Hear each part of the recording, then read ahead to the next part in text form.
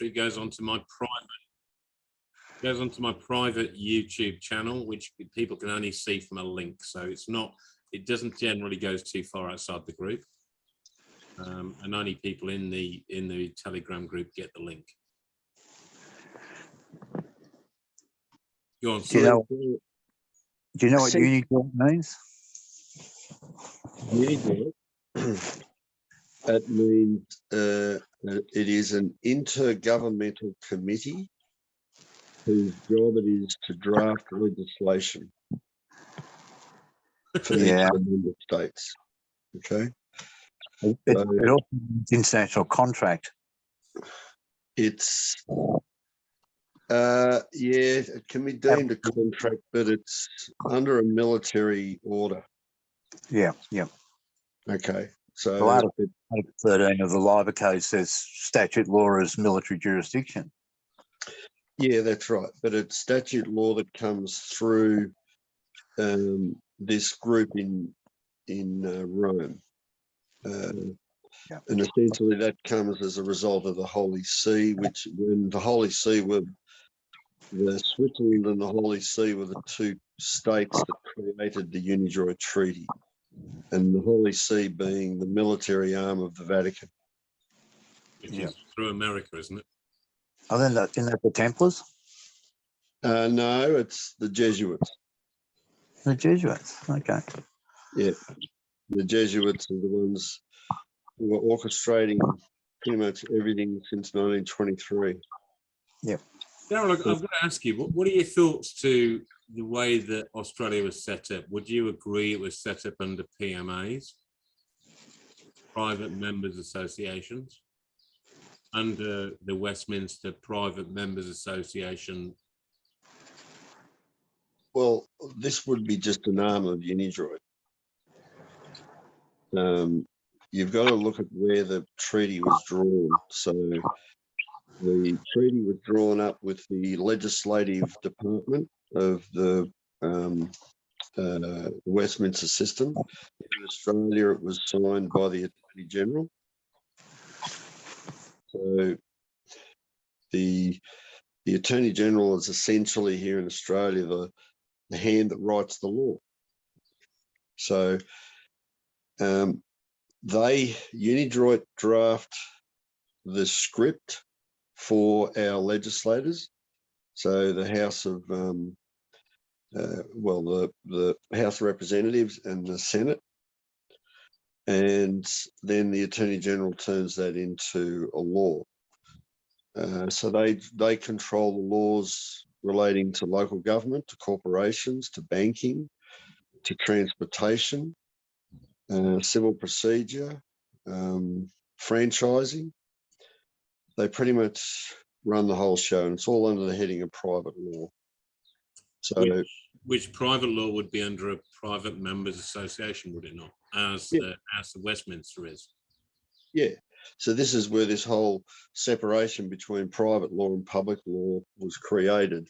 So essentially, the law that we see today is deemed and headed public law, but it's actually private law through the treaty. Yep. So this is what we're up against. But here in Australia and in the UK, they have an obligation to uphold the law as prescribed through the process of law, through the monarch, the parliamentary system, and the judicial roles being all separate. And this overrides all of that, but that system is still there. It's just a matter of firing it back up again. And this is what we're in the throw of setting up at the moment. Do you feel it'd be wise for people to set up their own PMAs within groups and local communities? I mean, we've seen it in Geelong. There's been a pub that's gone to a PMA. They didn't remove themselves correctly from their license because they didn't surrender it.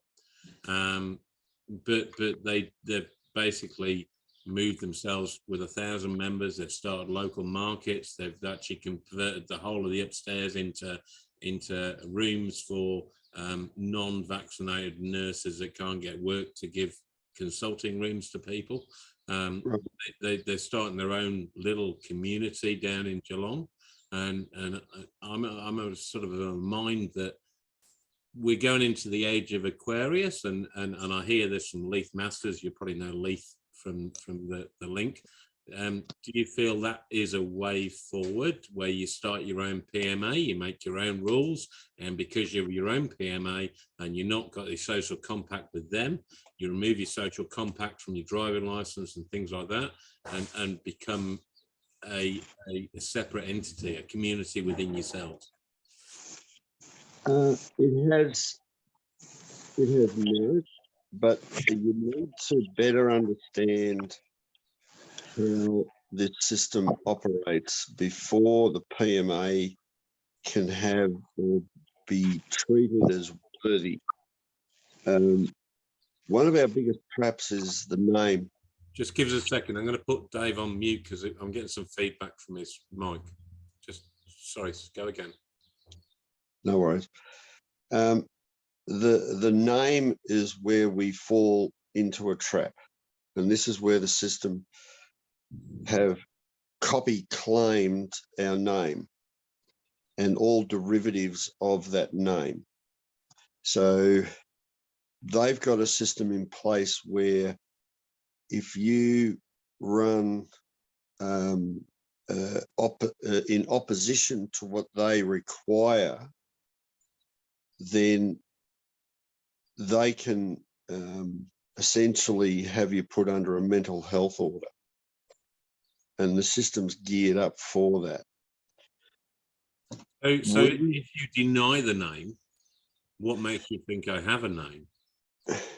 Well, the name is through the driver's license and through the footprint that we have in our society. So in order to trade, in order to operate on the roads. Just confirm, the driving license is a social compact agreement you've made with the government. So if you got the original back from the government and you endorsed it on the back and made them the trustee, would you then move yourself from that being the trustee? Because they've made you the trustee and them the beneficiary. Yeah, that's right. And the only way to move out of that system in their world, excluding what we're doing, but in their world, you don't claim to be the name, but you claim to be that person's personal representative. So you're basically the beneficiary and the executor of that name. You become the executor of that estate. Sorry, of that estate. Because it isn't. Yeah, you become the executor administrator. Yeah. And that entails the role of the beneficiary. But what it does, it empties the office of the trustee, so they have to fill that role. Yeah. If there are obligations that are placed upon you. So, and one of the safest ways, because the system have had that, they've confronted that, and they tend to just sort of ignore it, especially in the desperation days that we're in now, because they're trying to justify the mass murder that's going on. So what we're doing is we're essentially encouraging people to, when the system attacks you, then put them on inquiry. On inquiry? Yeah. How would you do that? Well, if it's, for instance, for operating on the roads without a license, then you put them on inquiry as to where they get the jurisdiction, where they get the authority to create a license. Okay, so you put them in an inquiry. How is that process done? Because what you're saying is just a word that we don't comprehend the process. Well, they would take you to court. That's their way of dealing with the situation. You either get a choice of paying a prescribed penalty, or you go to court, and you elect to go to court because you're under the you're under the presumption that in fact the courts are courts bound by statute, and as such that you are afforded a lot of avenues in order to put whoever it is on inquiry. So It's taken if you take it to court, if you sign the paperwork to take it to court, Yep. you're actually giving up your rights to the 3228 canon rights, which is the presumption of law, where they presume 12 things on you immediately. If you let them take you to court, then you don't have those presumptions in place. Why is that? Or wrong? Why is that though? If you elect to go to court, Yeah. I believe that's the wrong thing to do. You let them take you to court. Yeah. Because of the 3228 canon law. So you don't tick the box saying I want to go to court. What you do is you send a conditional letter of acceptance. I accept everything you're saying on proof of claim. There is any money, that this isn't an enacted trademark and whatever, that there is any law in place that's a true law, that has royal assent, la-di-da-di-da, and you put that in a conditional letter of acceptance, you send it back to them, and you get no reply from that. You never get a reply from that. If you get stopped the next time, you just say, well, I've sent a conditional letter of acceptance. I haven't been replied to. You don't give them the name, which is what I do. And I mean, I've been banned, supposedly, since last August, but I'm still traveling very safely and not being stopped. Yeah, but what we like to do is we like to get into the court and we use their own process back at them. Yes. And that way we're on the public record. You see, what you're doing is you're avoiding going to the court. You're putting them on notice with respect to the first notice that they send out. So then they have that ability to go, oh, we're just going to ignore this. But if we see you on the road again, then we'll give you a hard time. And they've actually put into legislation now where if you are, for instance, pulled over, they just take the vehicle. They don't ask questions anymore. They just take the vehicle, put the vehicle in prison, and then you then are left in a situation where you then have to jump through their hoops in order to get it back. I'll give you a scenario. I was banned because of traveling through what I didn't see as being roadworks because there was no lights. There was a couple of signs, but one fell over on one side, two fell over on the other, carried on at the same speed, was stopped because of the difference of the speed from 110 to 60, which had put the speed limit out, which is a road I've been traveling for many times in the last 2 weeks. I ended up with a ban automatically, which I replied to with a conditional acceptance. I then got stopped on the way to the snow 2 months later, and they tried to grab my car. I told them it was in trust. It was in private trust. They didn't take the car and they let me carry on. Okay. So as long as you say the vehicle is in trust and it has a trustee, and even if their records say anything different, they won't touch it if you say it's in a trust. Yeah, fair enough. I'm transpiring from my experience. Yeah, no, I know. I'm just giving you mine. This is my personal experience.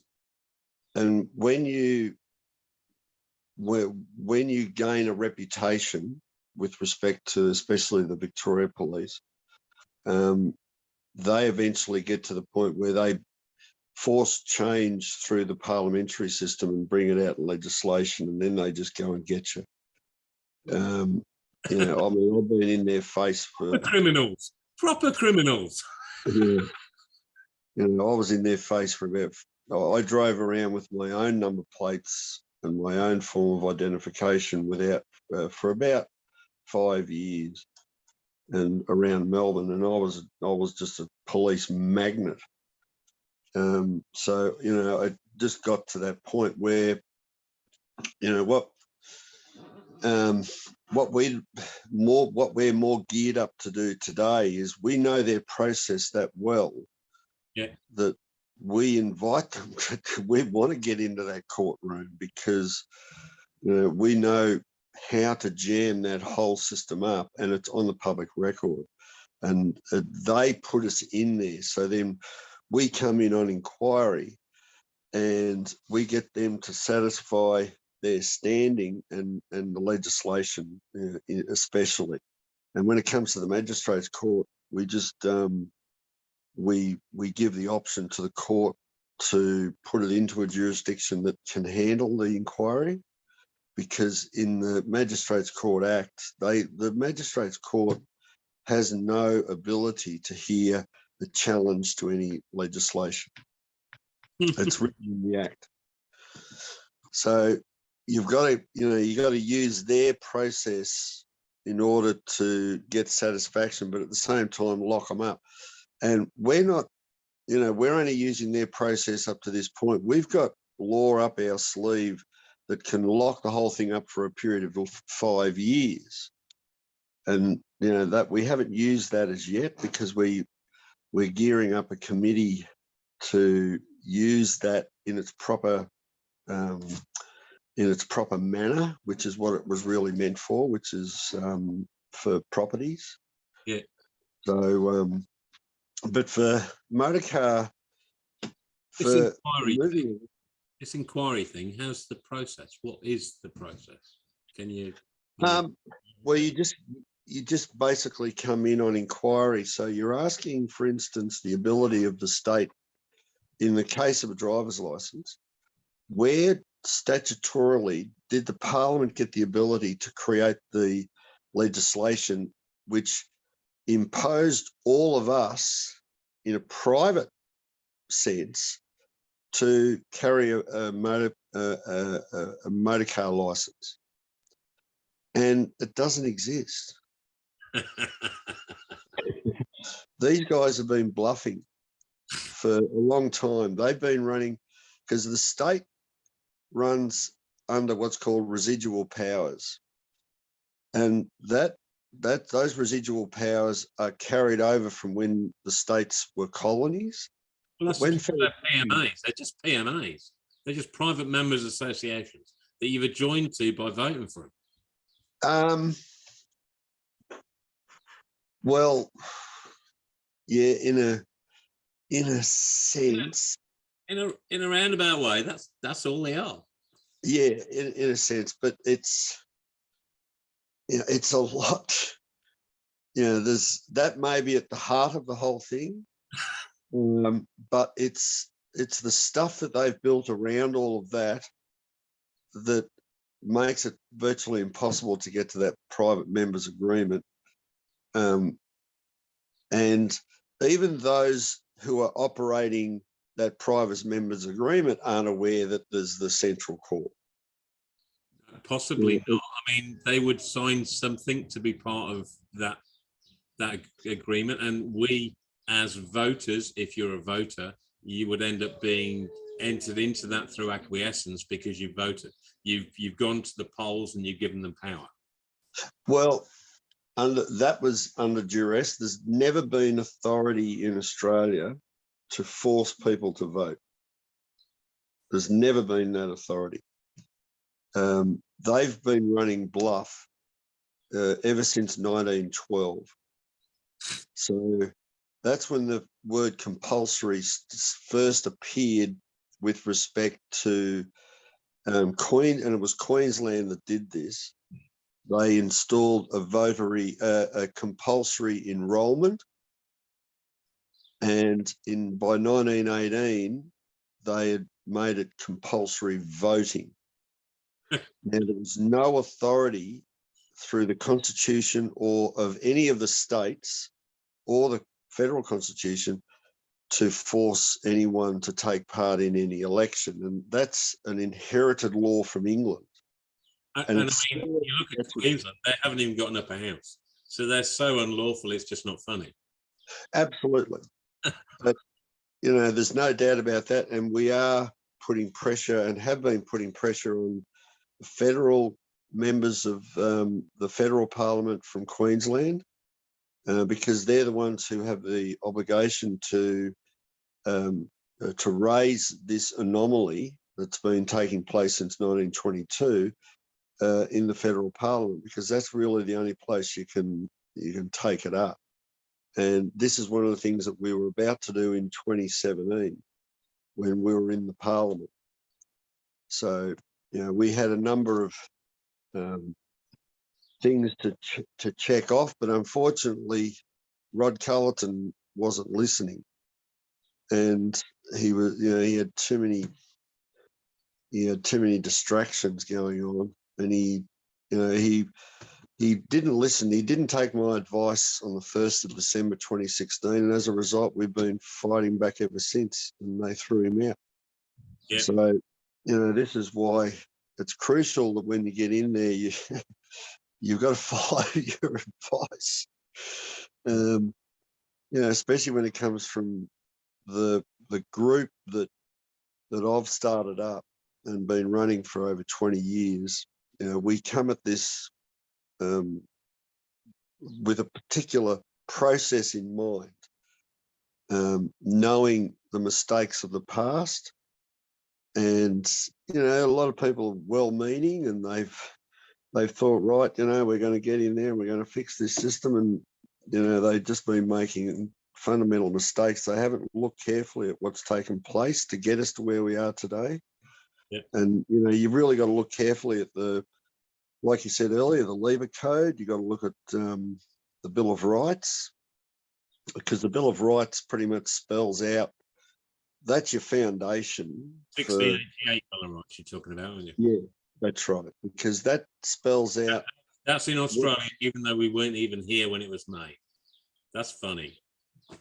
Yeah, but we've inherited all the laws of England. Yeah. And that comes through the Australian Courts Act, 1828. So that's more powerful than the Constitution. 1828. I'm going to write that one down because I didn't know that fact. I'm just going to write that down. So that's the Australian Courts Act, 1828. Yep. Now, here in Victoria, you'll find that it's mentioned in Section 3 of the Constitution Act 1975. And it says that all those involved in the administration of justice adhere to the Imperial Acts Application Act 1922, which comes through the Act brought in on the, I think, 15th of July 1828. And the only act that was brought in 15th of July 1828 was the Australian Courts Act. And Section 24 of that Act says that the laws of England are to be applied essentially in perpetuity throughout Australia. So it's beyond the power of any parliament here in Australia to amend or repeal any law of England. That's beautiful, mate. That's like another golden little jigsaw puzzle. I love it when I talk to people like you, Jace, various other people. You get little jigsaw puzzles everywhere around the equation. What are your thoughts? Let me just drop you this one. What are your thoughts to the Nuremberg Code, Section 47, forced to combat? The Nuremberg full surrender and then removing yourself from the equation. The Nuremberg Code only applies to the end of World War II. It doesn't apply here today. You've got people using it today. I mean, you got just like you've got people today in New South Wales. Yeah, for sure. But like I said, there's a lot of people who are going off trying to bring remedy when they haven't looked carefully enough at what they're relying upon. Like, for instance, the Article 61 Brigade, they don't, if you read Article 61 of the Magna Carta, you see it doesn't apply today. It applied then, doesn't apply today. We've got much stronger laws that apply today. No one's looking at them. And this is what we're trying to do. We're trying to sort of rally those who are standing up and say, hey, listen, no, we're going to use this law or we're going to use that law, the Article 61 Brigade or even the Nuremberg Brigade, and say, now, guys, look very, very carefully at that Nuremberg Code and you'll find it doesn't apply. Look very carefully at the Article 61. It doesn't apply today. we have got laws that do apply that have, and this has been the beauty of what's called the common law of England. It's the common law is made up of Privy Council and Supreme Court and High Court rulings that have, and parliamentary debates and laws that have happened since 1215 to essentially 1828 for those in Australia, and can be applied. And you know, when these laws are really challenged here in Australia and they end up in the High Court, the High Court stand up and they say, "Yep, they have full force and effect." And you know, the High Court said that with respect to the Bill of Rights in 2010. So, you know, when you dive deep into these laws and you see what these people have been doing and shifting these laws around and trying to basically shift the goalpost around as much as possible, when you catch up to that, when you see what they're doing is, we know it's wrong, but we know they can't get rid of that law. So where have they put it? One of the things that even the Holy See have said, and it comes out in the military code, no matter what statute they create, they have to provide a remedy. Yes. Somewhere there's a remedy. And what we do, we dive in and we find that remedy. Yeah. Then we throw it back at them. And that's when all of a sudden they go away and they leave you alone. And they draw a big red line around you. And they just say, no, as long as you don't stir the pot too much in public, that's fine. But just quick question. You said you drove around for 5 years without rego license, etc. Do you continue to do that? Have you found a place in life, or have you just gone, register my car? I can't be asked. Yeah, I'm a plumber by trade. So funny, I was trying to get a plumber on from Kent on here as well tonight from England. It'd be quite fun. You'll have a bit of a chat. So I just got sick and tired of being pulled over, trying to do. I was heading to work, coming home from work. You know, I was spending an hour and a half every second day educating a whole bunch of coppers on the law. But you've got an IQ of about fucking 89. You're lucky. I know, and that's half the problem. But you know, my glove box I had filled with law books, so that was causing them an enormous amount of grief. And they eventually got to the point where it was just sort of like, well, you know, where they just kept stealing the number plates. Yeah. And I would keep up the challenge by showing them that I've got paperwork to show that these number plates are accepted by your system. And yeah, they just couldn't get over that, but they just kept stealing my number plates and taking up time, valuable time. And I just went, no, this is just ridiculous. You know, and a lot of the policemen were saying, listen, mate, if you can get these through the courts, you know, I'll be the first to come up and grab a set of your plates. And then I thought, okay, well, we'll go into the court system. And it was just belligerence in the courts. Yeah. And it was private. I reckon last time I was put in a courtroom with other people, and it was years ago. You know, my name was just a big red flag. So they want you in there on your own, no witnesses. Yeah, I mean, I had one magistrate admit, yeah, I'm running a star chamber. What are you going to do about it? You know, so I just got to this point where this is just ridiculous. I couldn't do normal things. So, and to the point where they were parked outside my house in an unmarked car. So, you know, they'd wait till I'd get about 1 kilometre away from the house, and then they'd pull me over and bring all the troops in.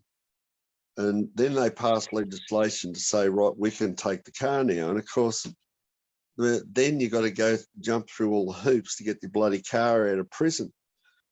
So that's when I just thought, okay, stuff it. I went and joined up again. And by that stage, I'd racked up about $50,000 or $60,000 worth of fines. Yeah. I went to get my license, and they looked up and they said the final hoop that I had to jump through was, "Oh, have you got any outstanding fines?" And she looked it up on the database and said, "Oh, no, it's all clear. There you go. Have your license. See you later." So, but I had to get to a stage in knowledge in order to be able to achieve that, which was to separate myself from the person and become the person's personal representative. Yes. That's when the system, beneficiary of the name. well, it's the personal representative, and that's got a lot of impact. I had one sheriff come to the door probably about 2 years later, and I'd sent a letter in to the sheriff, and that letter was only about 3 paragraphs, because I always teach people, if you're going to write to the system, if you can't do it in less than 1 page, don't bother. Okay? Because the system does not like they do not like reading a book. They want something that's on 1 page. And if you can't tell your story in that 1 page, don't even bother. Yep. And there's a lot of skill in that administratively in order to be able to get to that level. And once I'd achieved that, then I was able to submit paperwork to the sheriff's office with those $50,000 worth of fines, and he just walked away. He left me alone. And there was one fine I failed to put in there, and that's what they decided to source 2.5 years on later. And I just said one phrase to the sheriff, and the sheriff physically ran away from my front door. And before running, the sheriff said, "I don't want to lose my job," and then ran to their car. I wish I had a camera at the time. It was fascinating to watch. And they've just left me alone ever since. No, So I came across you. That's well done. That's really impressive. And my partner had a letter from the sheriff probably about 3 or 4 months ago that said they were going to take a car and clamp it and this, that, and the other. She sent one letter back to them and they passed it back to Fines Victoria, and it was a 1-pager. So I totally comprehend where you're coming from. Now, the reason I found you, and I've got to ask you, you were doing a bit of a Zoom. It's on YouTube, and it was in regard to making a claim back against the court. You were in a church room somewhere. It's probably 5 years old. Is that still something current? Is that something you can still give us an insight into how that process was done? Because although you talked about it in that video, you didn't really give the step process of what you do when they make a charge against you and you claim back. Geez, how many years ago was it? 5? I mean, I've been on this game for 7 years at least, and I reckon it was a couple of years in I found you. And you were in a church room somewhere with about 20 people, giving a bit of a discussion about making a claim back against the court when they've made an order from memory. Whether, if you can't remember, it doesn't matter. We can carry on just having a chat. But it was just something stuck in my head, and I haven't seen the video.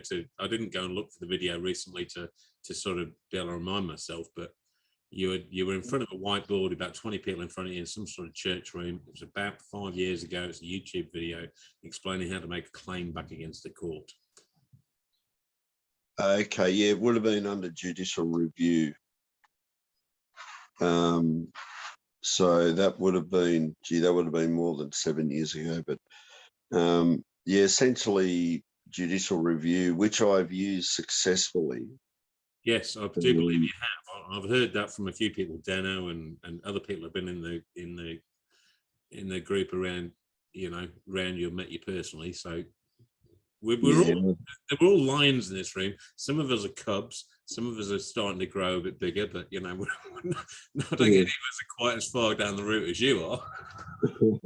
Oh yeah, I know. Plus Dave. I mean, Dave's pretty good. Matrix Crown in the room. He's been following it for a long time and playing with it. He's been running the Crown scenario. He's actually kept people on the river in Brisbane quite happily by giving the Crown scenario, which has worked really well. So yeah, you've got a few people in the room that have been on this game for a while.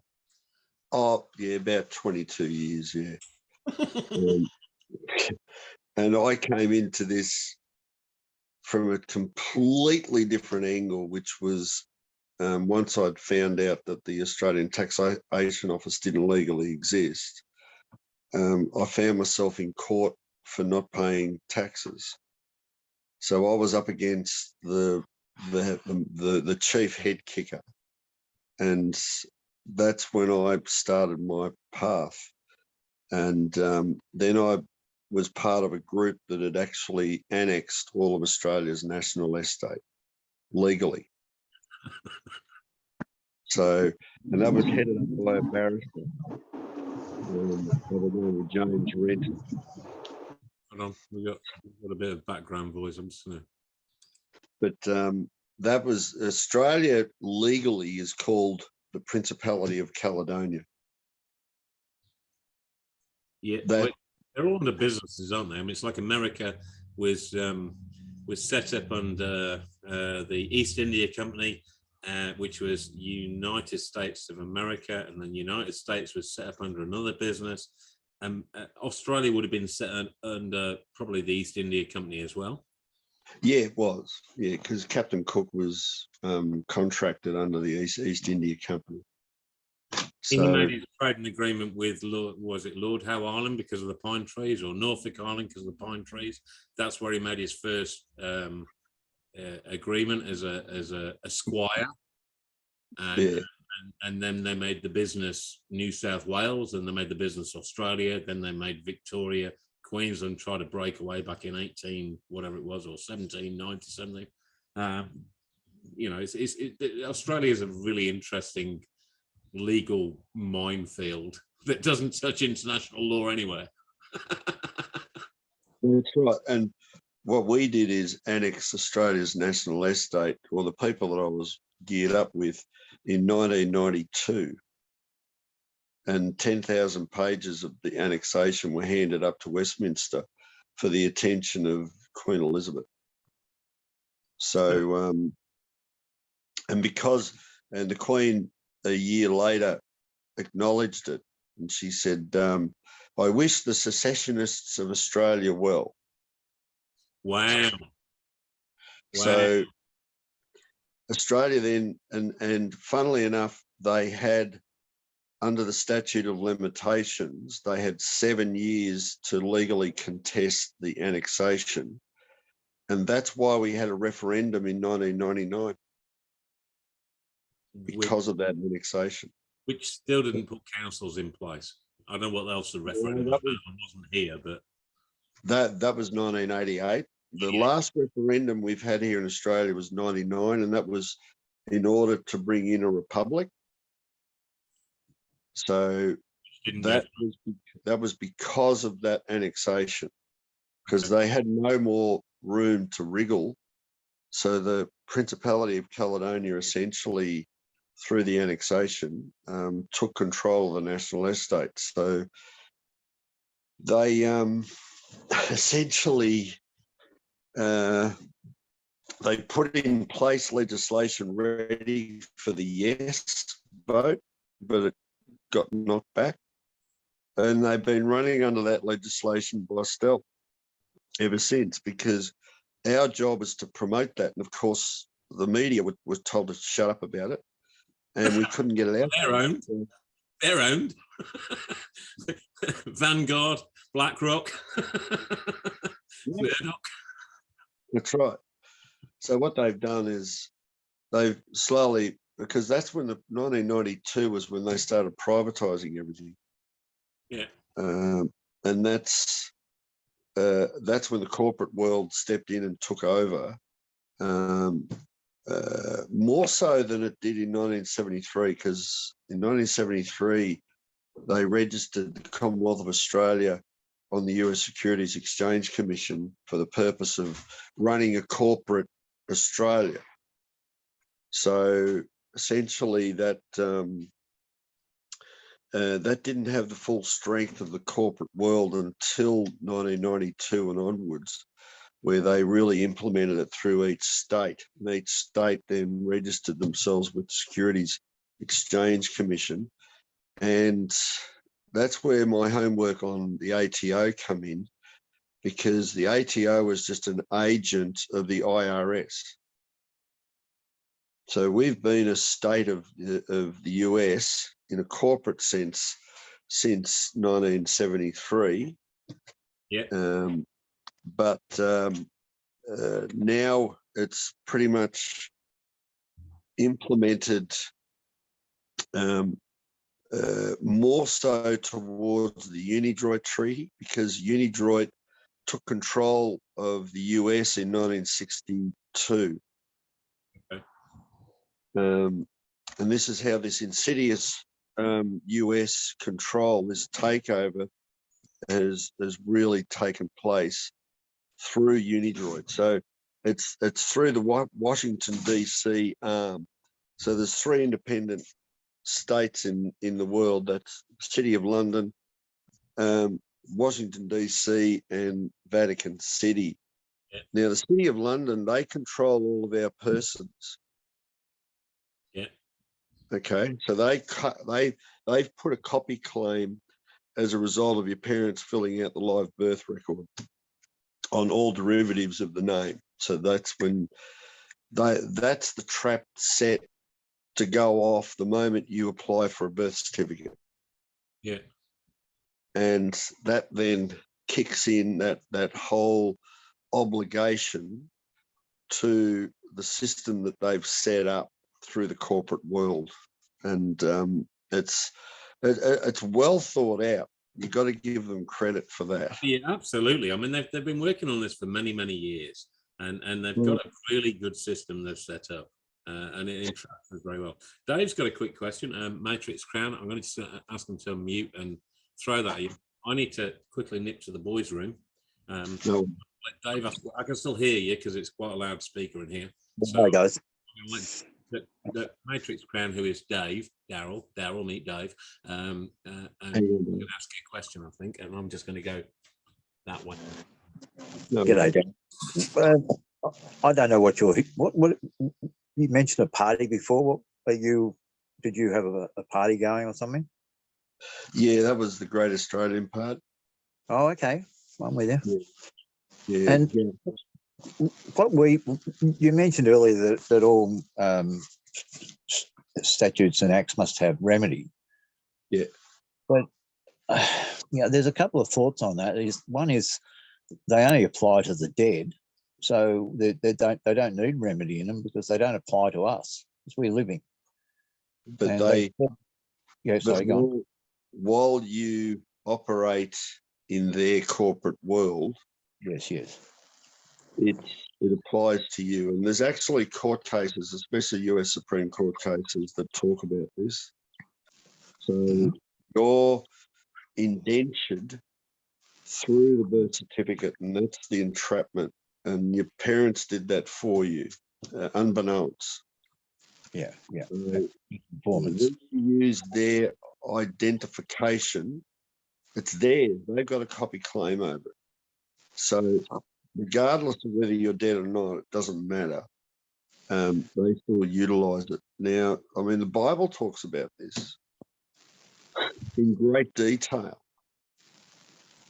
So we've all been sold out. We've sold ourselves out for nothing. And we take up the role of a person, and it says very clearly all through the Old Testament and the New Testament, God does not respect persons. Yeah, that's right. So, Romans 2:11. Oh yeah, there's a whole bunch of passages. One of You them. know, rattle on about it, and it's there for everyone to see. It's just a matter of essentially waking up to it. And when you do, this is why what I've said earlier about the person's personal representative.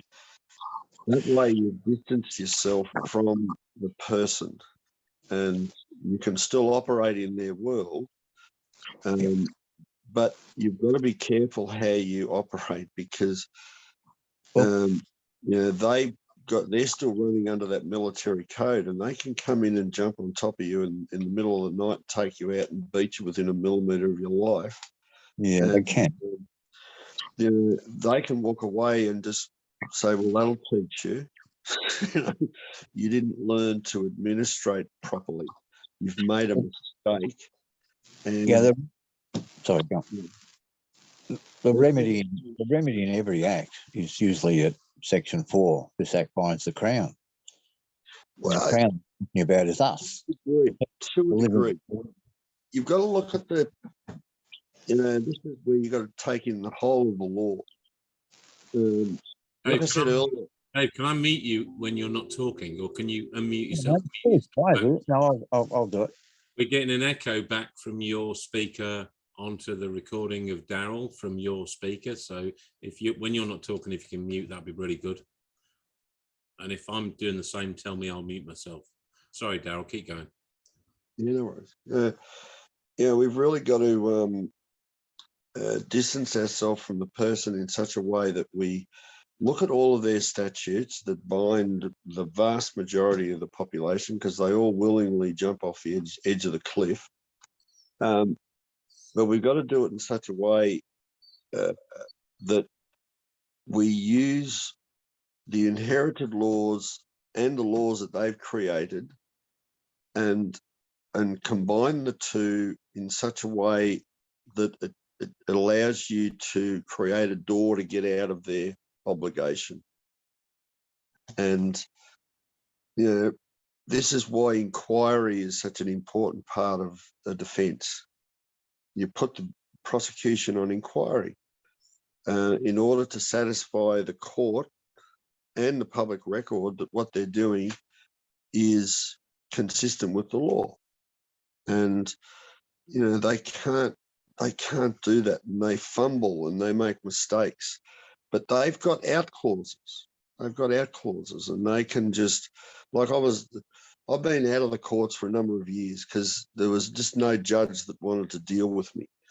And then just earlier this year, because it had been so many years since I've been in the court, I got a parking ticket. So I thought, oh yeah, this is fun. I'll like to go to court and see what happens.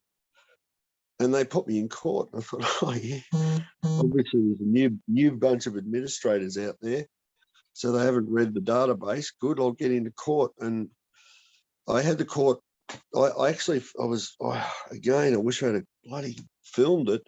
I actually got the magistrate where her head hit the bench. She was just totally lost. She couldn't get out of what I'd put her into. It was just over a parking fine, but I was just lapping this stuff up.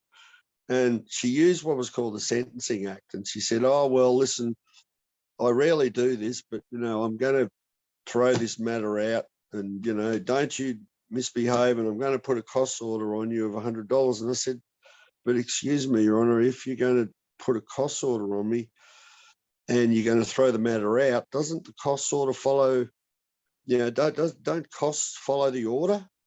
Well, that was the last sort of straw, I messaged the registry a number of times and they just said, go away. So, you've got to utilise their laws in order to get out of their obligations that they provide for us. And what I used was pretty much strikes out all speed camera fines, red light camera fines, parking fines. It just strikes the whole lot out in one piece of legislation. And, it's having a ripple effect. Like I've got this law now running in every state, and the courts are beside themselves. The fine providers they don't know which way to look. A lot of them quit, and they just drag another minion in and train them up for about 20 minutes and throw them into the snake pit. So it's great fun to watch, and it's dismantling itself at the moment. The system is collapsing around us, and I can say that with with trepidation. It's wonderful to watch after many years of attacking this system, how it's now crumbling. So we've just got to apply the last bits and pieces to this method that we've formulated, and the whole system will collapse because we found a way of attracting pretty much most people over to what we're saying. What's the app that you're using? You said you were using an act, did you say? Yeah, we're using with respect to fines and the like, that's the Australian Consumer Law legislation in the Competition Consumer Act. But, one of the methods that we've been really pushing more than anything over these years is how do we attract the average punter on the street to listen to what we're doing without the use of the mainstream media. And of course, it's the land. It's the piece of dirt that you've parked yourself on and placed a roof over your head.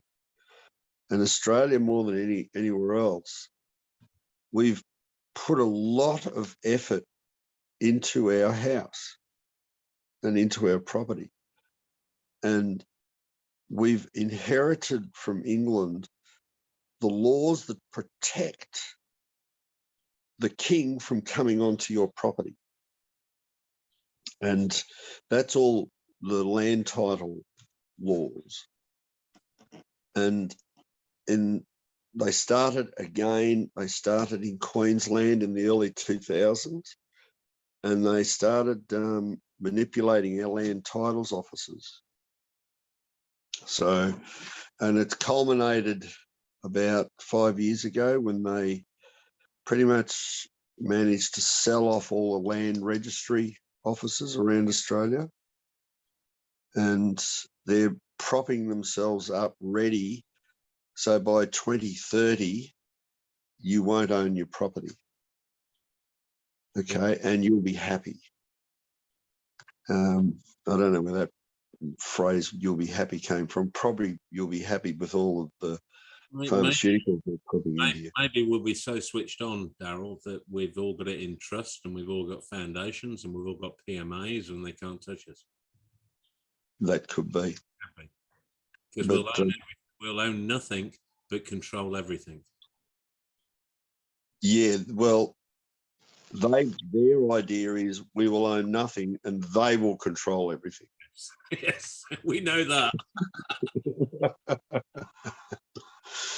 So yeah, it's a bit of a minefield. But yeah, we're concentrating heavily now on the land titles. So how would we learn more with you about land titles and where you're going? Do you do a weekly Zoom? Do you do a website? Do you do something where we could gather more of your information and where your knowledge is? I mean, you're 22 years into this. You're like 3 times plus where I am. You're probably 2 times where some of the others are, and you're probably 20 times where some of them are. You know what I mean? You've got young cubs here. You've got some that have just started to grow the mane, having a bit of a play. Well, we've got a weekly radio show through Know Your Rights group. Yeah, which is a Tuesday night, isn't it? Yeah. Yeah. And I'm using that as the platform to slowly educate those, but where the word is spreading pretty fast. Yeah. Because when we started this mantra with respect to waking people up about their land titles, people then started spreading the word, and with simple questions like, where's my paper title? And because this is when they started to push for the digital system. Yep. And that's getting people on board and interested, because we're now paying almost $1 million for your 3-bedroom house in suburbia. It's getting to this ridiculous point. And most of our kids have no hope of buying a house for their future. So, we're starting to get a lot of attention just in that sense. So we're gearing up to do, and we're doing it in the next few weeks, common law classes on how to create your coat of arms and your heraldry, because that is where the system, the Roman system, will not be able to encroach upon your persona or any of your property. Because most of us have got a coat of arms, have we not? We've got a coat of arms with your name. I've got a coat of arms. It's on my door. It's on above my office door. That's it. Now, we're going to teach people how to use that coat of arms. Right. Okay. And it's not the problem that the system will have is they only recognize you through the person and the name. Once you start projecting yourself through that coat of arms, they've got no jurisdiction at all. But you're comfortably with an established jurisdiction that's been around for a very, very long time and was the basis of English law. And it goes back, in fact, it goes back to the book of Numbers in the Old Testament. So it's that trace of your bloodline, yeah, and your role within that bloodline. And what we want to see is that ability projected to us on paper. Okay. So that's the key. that sounds And good. we're going to teach people how to do that. I mean, it's funny, you mentioned earlier, you said about the military coming in and beating you up because they're under military control. Yet you dismissed the, you said it supposedly ended at the end of World War II, the Geneva Convention, which gives you the option of horse to combat, which is, I surrender, now leave me alone, which is under Section 47 of that Act. And we signed up to that Act. We signed up to it, so I don't comprehend how that doesn't stand today. And I'm not dismissing anything you said, because what you said is absolutely golden. And you know, I'll start getting the recordings on the Tuesday night, because I have listened to many of them, but I don't realize how much you were doing on that, Darryl, to be honest. So I should be listening to some more again. I mean, there's a lot. We've got 8.5 years of podcasts there. So, but essentially, the Labour Code, I mean, Article 43 is your free man, but your Labour Code sort of falls away when it comes to the jurisdiction that we're building up through the heraldry, because, again, one of the things that the Labour Code admits in Article 1 is that they've come in by stealth. And that's, in fact, paramount to the standing of the Labour Code. And this isn't honourable. You see, these people believe very strongly that they're doing the honourable thing. And this is where they fall very quickly down on their own sword. Their ability to do this takeover that they've done by stealth that's even even the old codes of war required there to be a public presence. You know, required there everything that they did was in the public and for everyone to see. Once the Labour Code was drafted, that was more. It was, in fact, nothing but Jesuit. It was Jesuit in its nature. It was Jesuit in its application, and it was just secretive and sneaky. And, you know, you didn't know what you were actually involving yourself with, which is not what the codes of war were running off and had been running off for thousands of years. So, you know, this is why there's only 2 jurisdictions that exist on planet Earth, and that's the Commonwealth and Rome. Rome have done things very sneaky, but in the Commonwealth, it's always been open and there's no secrets. And people have to, the community works as one. And when the community works as one, then we get a chance to set up government and we get a chance to set up a court system. But the whole time it's got to be transparent. And each of those systems of administration must be separate. And these are the fundamental principles that the common law, for want of a better word, or the imperial laws were set up. And that's all we're doing, is we're just falling back to an established system. And we have access to a crown seal, a proper crown seal that still has impact today. So, and that's the key, because that gives us the ability to hit the reset button. That's the Commonwealth seal, is it? It's a seal that comes out of Wales, and it still stands today. And in fact, it forms part of the Victorian parliamentary seal. Wow, now Wales. I lived in Wales from the age of 7 to 16. So we've got access to that seal and we're going to use it. So we're just in the throes of setting up the infrastructure in order to enforce that seal. And it'll allow people to bring their land titles over to a Crown registry office.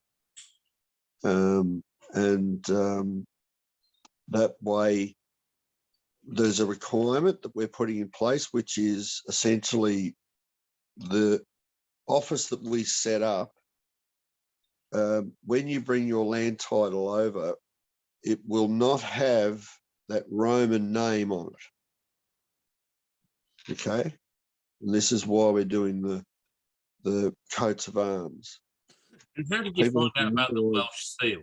I mean, what brought you to the Welsh seal? I mean, you know, siarad Cymraeg, I can speak Welsh, so, you know, rydw i'n back in the very early days when I was involved with Caledonia, I met a gentleman there who had inherited that seal as of right. There was an inheritance right. Yeah. And he fulfills the role of what's called a constable. And that in old England was higher than a Supreme Court judge. Yes, yes. Okay? A constable, not a police constable, but a constable. Constable, yeah. And he had that role, and he's done the paperwork, and I helped him sort of initiate that paperwork back in the early 2000s. And he sent it out to all of the relevant jurisdictions around the world to let them know that he had inherited that seal.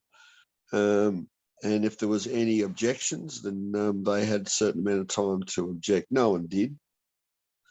And he possesses that seal.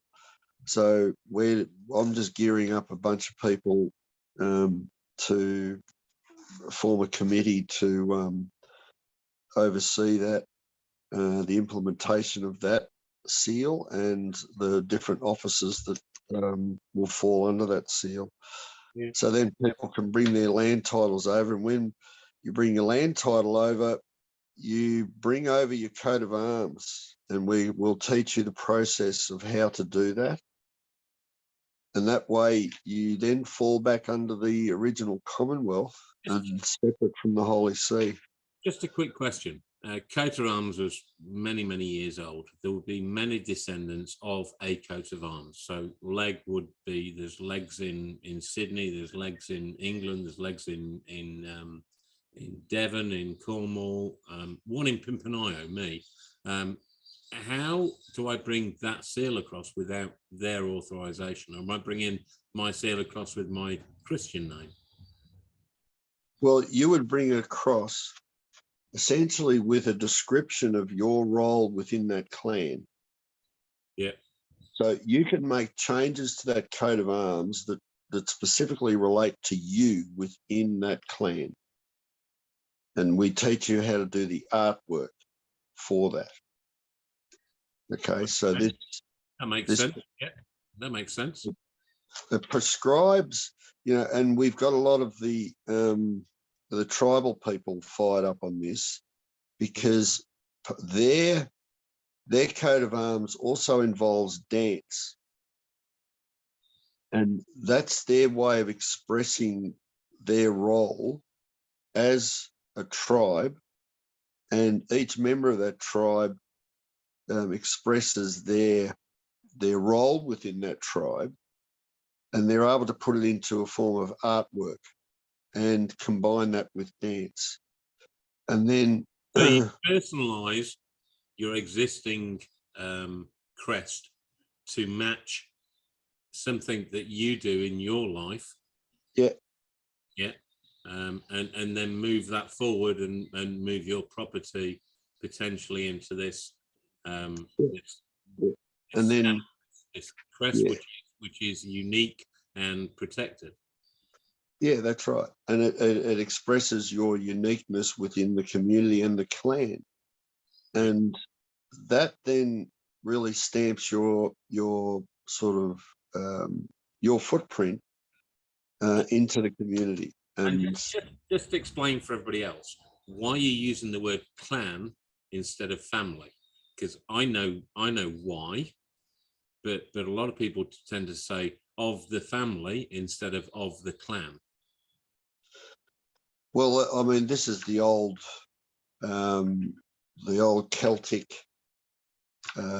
ways, and we've got to sort of fall back to these traditional ways in order to encapsulate the heraldry and the method of heraldry that we've essentially we're rebirthing essentially. So that's where the importance lies with respect to that.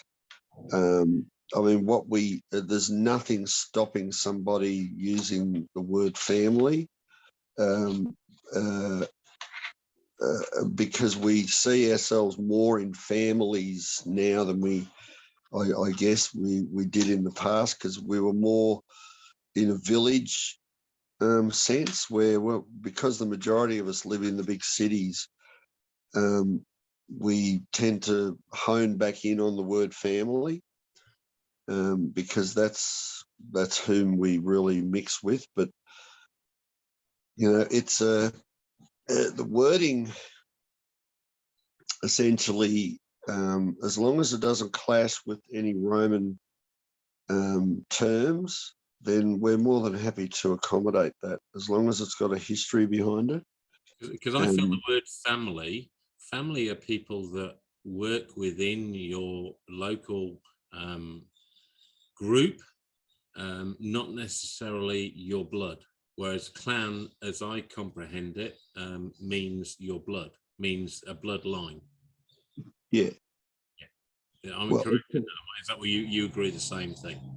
Yeah, I do. But we've got to take into account also that there's some people who only have very small social interaction and very small families. A lot of people are just by themselves. I mean, we've really got to deal with a multitude of different ways of expressing ourselves, especially after the past 2.5 years with the ongoing genocide. Yeah, and mate, the genocide is terrible. I buy 3 newspapers on Friday, so we've basically turned our business around. We're now a foundation. We were a limited business and a partnership. Ran for nearly 4 years. We moved it all into a foundation. We're about to set up a trust for all property, which we're putting under hopefully something that's safe, which means we'll own nothing, but we'll control everything. And that's our sort of thought behind it. But looking through the papers today, 2 local papers and the national paper, I've never seen so many pages of deaths and funerals. Never. That's right. It's getting worse. The figures are just getting ridiculous. Yeah, and it's going to get worse. Oh, yeah. I mean, seeing what's coming out of people's blood veins, that there's a fair few people in England and America that are releasing data of what they're finding in people's blood veins, long, God knows what, aliens, which are blocking their passages and causing all sorts of problems. You can see, I mean, personally, I can see the 5 houses around me, which are all, hundreds of meters away. I haven't got fences around my property other than to keep the sheep in. I'm not in the town and never want to be in the town. I always want to have space around me. But I can see that those houses are going to be empty in the next 5 years. Oh, yeah. But they've got the immigration set up, so they'll fill those houses pretty quickly. Not if we claim them first, mate. Well, yeah, but you got to do it in such a way that satisfies the system, and this is what we're trying to do at the moment through this committee, is using the Welsh seal, is to, if for those of us who have survived, to be able to bring your property over and form a barrier to the system. But we've been looking for remedies for many years, and 22 years by the sounds of it. Yeah, longer than me. We're working on it. I mean, it's still a work in progress. So, I won't state everything that we're up to with respect to that. But yeah, it's still a work in progress, and it's not going to happen overnight. So, but essentially, COVID has been a huge favour, because it's exposed the so-called conspiracy theorists of the past as being people who are actually onto it, and it's really exposed those who we suspected over many years were in fact a major problem, and now we know they are, and it's caused good people within the system to come out and just go, no, I'm not putting up with this any longer, and now I want to use my skills to combat what they're doing.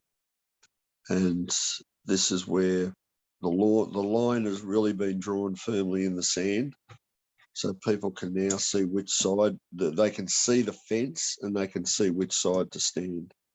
Yeah. Just a quick question, Darryl. Where are you based? You're in Victoria, you're not? Yeah, I'm in Melbourne. You're actually in Melbourne, okay. Yeah, I'm in the thick of it. You poor bugger.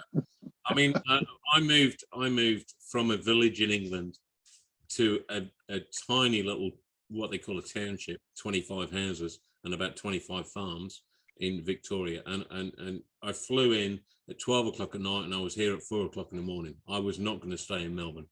The best view of Melbourne I've ever had is in my rear view mirror.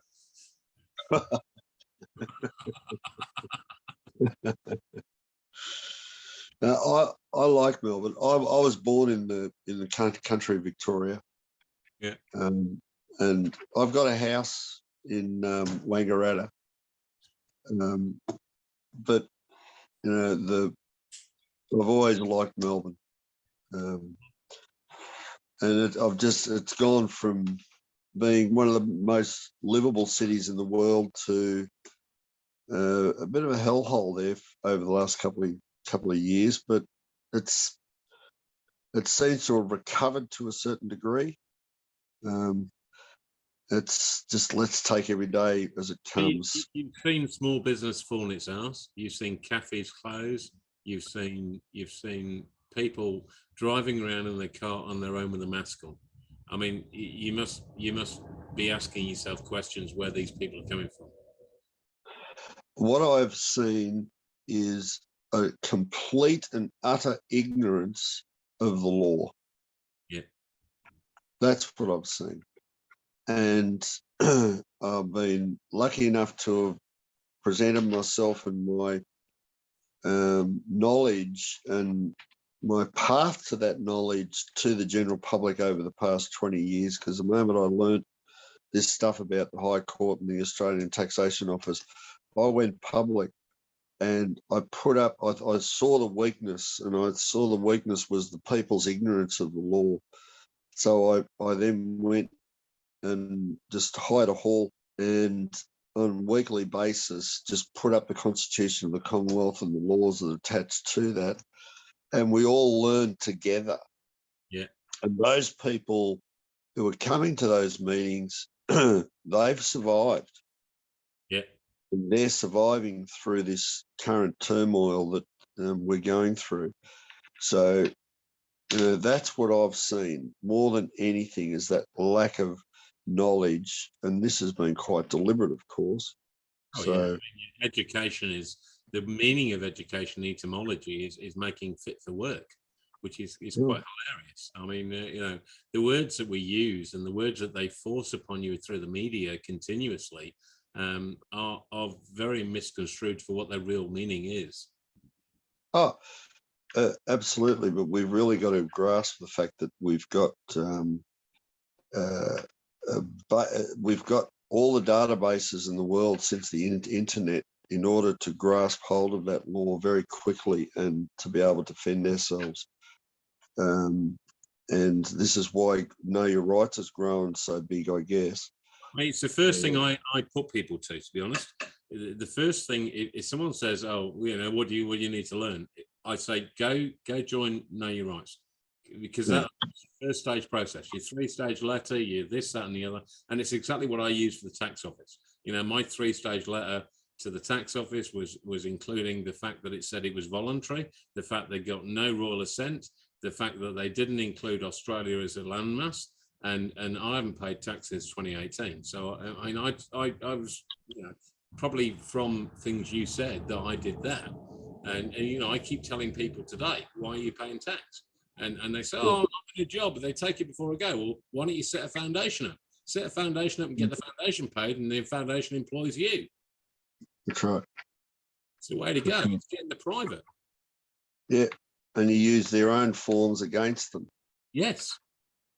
And some of those forms actually say on them, don't send them back to the tax office. It's like us, our GST form and non-GST form says, do not send it back to the tax office. Yeah. You just send it to other people that need to know that that are paying you, that you're not GST registered and that you don't collect GST for the government. You don't do work for them. You don't work for nothing. I mean, if you're a business and you're doing a BAS statement 4 times a year, how much does that cost you? In time, I used to put down $9,999. Literally every fucking box I used to put 9 in, and they never paid me once. So why would I want to collect their money for them? That's right. That's right. And this is the power of those forms and that foundation. I've witnessed that on a number of occasions as a subcontract plumber. The mobs I contract to, their accountants just can't get their head around the whole concept. And when they've challenged the tax office on the validity of these forms, the tax office just have looked at it all and gone, well, as far as I can see, there's no problems. Have you got any other questions? And sweet. I mean, we have problems with insurance companies. So we regularly get insurance work for European vans because we specialise in them. Here's one here. This has got 2 insurance claims on it, and they won't pay us because we don't send them a GST invoice, we don't send them a tax invoice, we don't put an ABN on it, and we ring them up and we say hello, and we speak to some buttfuck Indian normally. I know you've got to send us a ABN, and you've got to send us a tax invoice.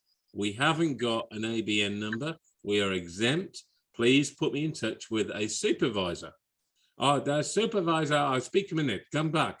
And they come back and a supervisor will ring you in an hour. Within an hour, the payment's in the bank. It's been approved. It's been approved. And every freaking time you have to go and do it. You have to. I go into the office and say, "What's due, Tan?" And she said, "Oh, there are these 2 insurance things." So I'll ring them up. I've got 2 insurance claims here. You haven't paid this for them. La di da di da. ABN. No, it's supervisor. Supervisor. Up payment. Every freaking time. I said, can you put a note on the file? Oh, I'll take it to the next team leading. I'll take it to the next team meeting. You know, yeah, make sure you freaking do, mate, because I'm getting fed up with this. I've rang you bloody 10 times in the last month. You know, it's just fucking hilarious. Yeah, they're getting the hint. They're getting the hint slowly. So the more people that do this, the better, of course. Oh, absolutely. I mean, you know, if they get 10 people that come in and say they're a foundation, then at the end of the day, I educate people every day in things I do to these vans. And people, you know, thank me on Facebook. I had a call the other day to a guy that imports awnings, and I've never imported awnings. These are European annexes.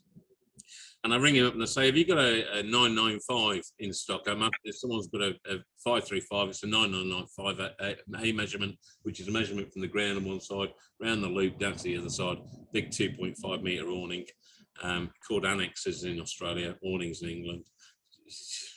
Terminology does my head in. And he goes, oh, no, I only bring him in as I need. I've got 10 on the way. And he said, who's speaking? I said, Andy from Silver Lining. He goes, oh, mate, you guys are frigging amazing. He said, I can't believe how much work you do. He said, I'm forever seeing your posts on Facebook. And I only go on like once a day in the morning. I'll spend half an hour while I'm having coffee in the morning and just tap a few people up and answer a few things and give a bit of advice. He said, you know, literally half an hour a day does it for me. But I give advice the whole of that half an hour. And that's my foundation. I give that away to them for nothing so they can do it themselves. Because I've got that much work, I cannot keep up with it. I've got vans sitting out in the yard that are just fucking mate. I wish I had some staff. Nadia, Glenn, give me your son. I'll teach him. She's smiling now, I can see her. That's good. That's good. And this is a sort of community we need to build up again. Absolutely local, you know, and you know, I mean, people like talking about Nadia and Glenn.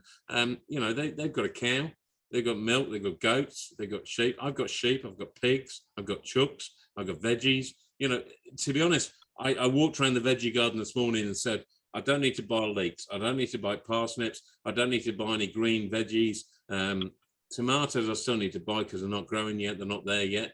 But I had tomatoes right through the winter this year because I put them into the greenhouse. I put 3 plants in the greenhouse. We were having little cherry tomatoes till like 2 weeks ago in our breakfast from our own greenhouse. You know, and it doesn't take a lot to go and walk around the garden and pick something on the way here. You know, I used to drive 80,000 Ks a year in England traveling to see people. Then when I worked for myself for 3 years in my mobile business, I was doing 50,000 Ks, 30,000 miles.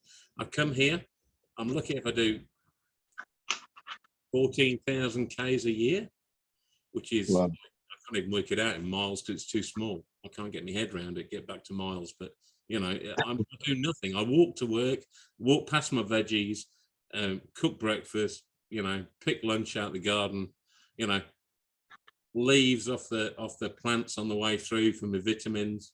It's beautiful, you know, and people need to appreciate what you can actually do for yourself instead of going to bloody Coles with their super, you know, 3-week-old food. It's just ridiculous. It is. It is. But yeah, no, you're living the dream by the sounds of it. You forgot the rabbit and the quail. What was that, Nadia? You forgot the rabbit and the quail. Oh, plenty of those around, mate. I drove down a little dirt track that comes across the water, so I give the dogs a run tonight when I drop kale. And I come in through it, and it's like grass about this high. You know, it's nearly hitting the front of the bonnet of the car, and the quails are going.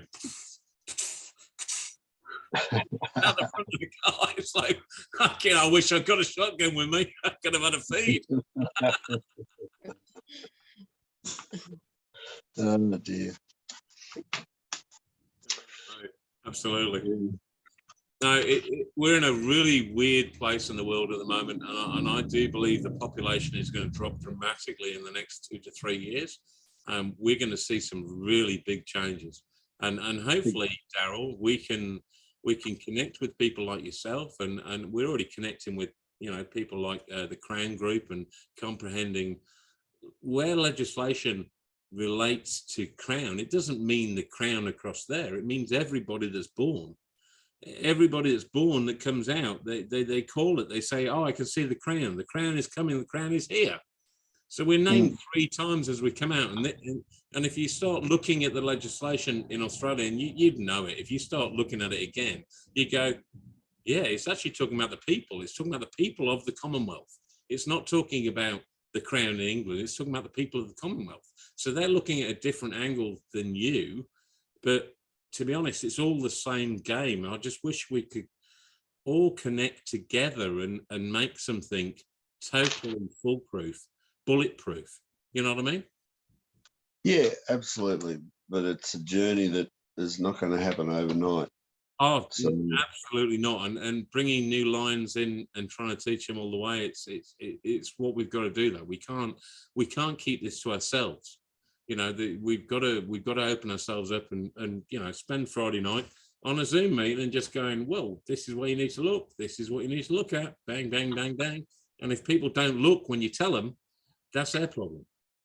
that's right. You know. You can lead a horse to water. But you can't make it drink unless you give it salty oats. COVID was very much salty oats. Very much. And now they're starting to worry. Mm. Now I mean, we've got a totally illegal election going on at the moment. There's no writ. There's nothing in place to make it happen. You know, where do we stand there? You know, it's hilarious. Well, I'm endorsing the Freedom Party with Morgan Jonas. And we've got one of his candidates used to be with Gap.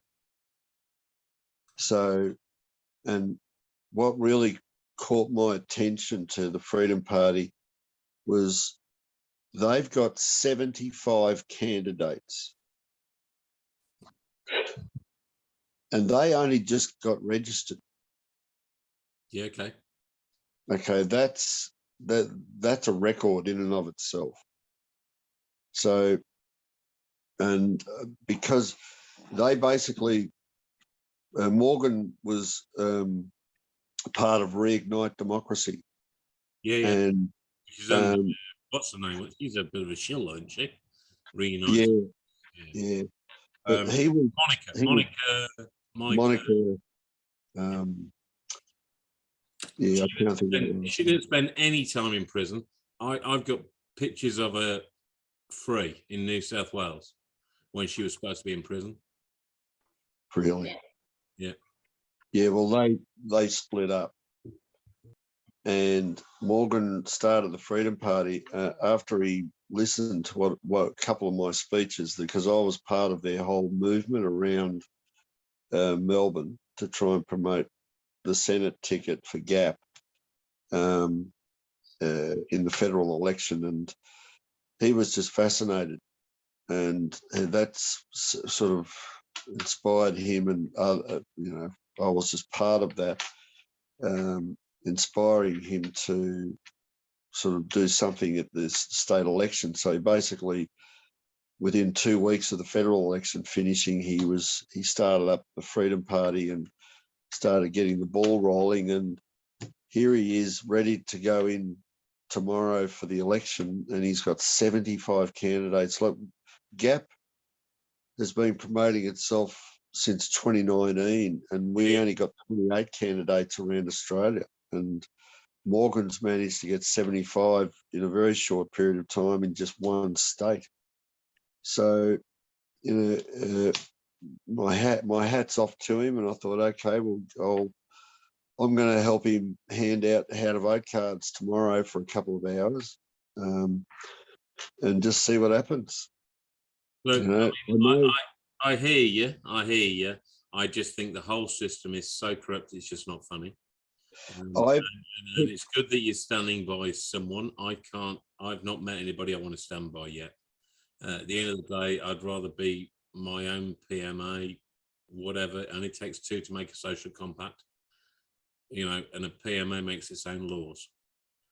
Yeah, so, I respect. I know there's a lot of wards out there. A lot of people that need need the assistance of a government to control their lives. I don't. And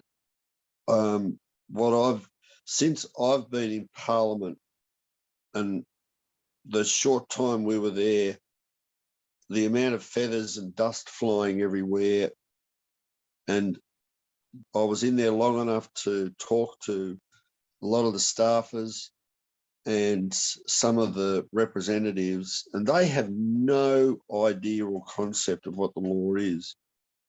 And we were just going to go in there and slay the system, using the system's own rules against itself.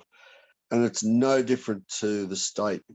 But in fact, the federal election was rigged, and it's been rigged since 1992, when Paul Keating put in legislation that pretty much stopped the preferential system from operating properly. But in the state, they haven't got that legislation. So the preferential system is still alive and well. And how many sheep do you think are going to vote for what's it called, the Vote Dan Andrews Out party? Yeah, well, I don't know that there will be that many, because that's really been a lot of press about that through the freedom movement. Hopefully, Yeah. but I mean, all the preference votes go straight to Labor. Yeah, I realise. But the biggest problem is the immigrants, because a lot of the immigrants that have been coming out here the last 5 or 6 years are coming out on the Labor ticket. So they're pretty much been told, you're out here while you keep voting Labor. So that's the problem that we're up against, more than anything else. So let's see how many Aussies actually wake up and vote, regardless whether it's Sorry, I'm not going. I'm not going. Not going to give I money. have no choice, and if anyone can destroy their whole compulsory voting system, it's me. But because of the Freedom Party, I thought, okay, I'll give it one more go. Fair enough. You're welcome. I'm not going to hold it against you, Darryl. And fingers crossed, something different happens. But I'm just over it. I'm not voting for anybody anymore. I'm on my own. And if people want to join the PMA and we make a PMA locally, then that's what I'd like to do. That's what I'm looking, and if I can protect myself in some of the laws you've said, and I mean, I'm going to go and search the 1828 Act and have a nosy through that. Now you've mentioned it, so brings all common law of England in, which is a massive list of law. I would imagine it would be scary to try and comprehend it, but it's not that bad. You look at something called the Imperial Acts Application Act 1922. Yeah. And that's where the homologation of all those laws is. So that's the Imperial Act. Sorry, the Imperial Act. That's in Australia, is it? Yeah, it's in. It started here in Victoria, and it's in every state. Imperial Acts Application Act.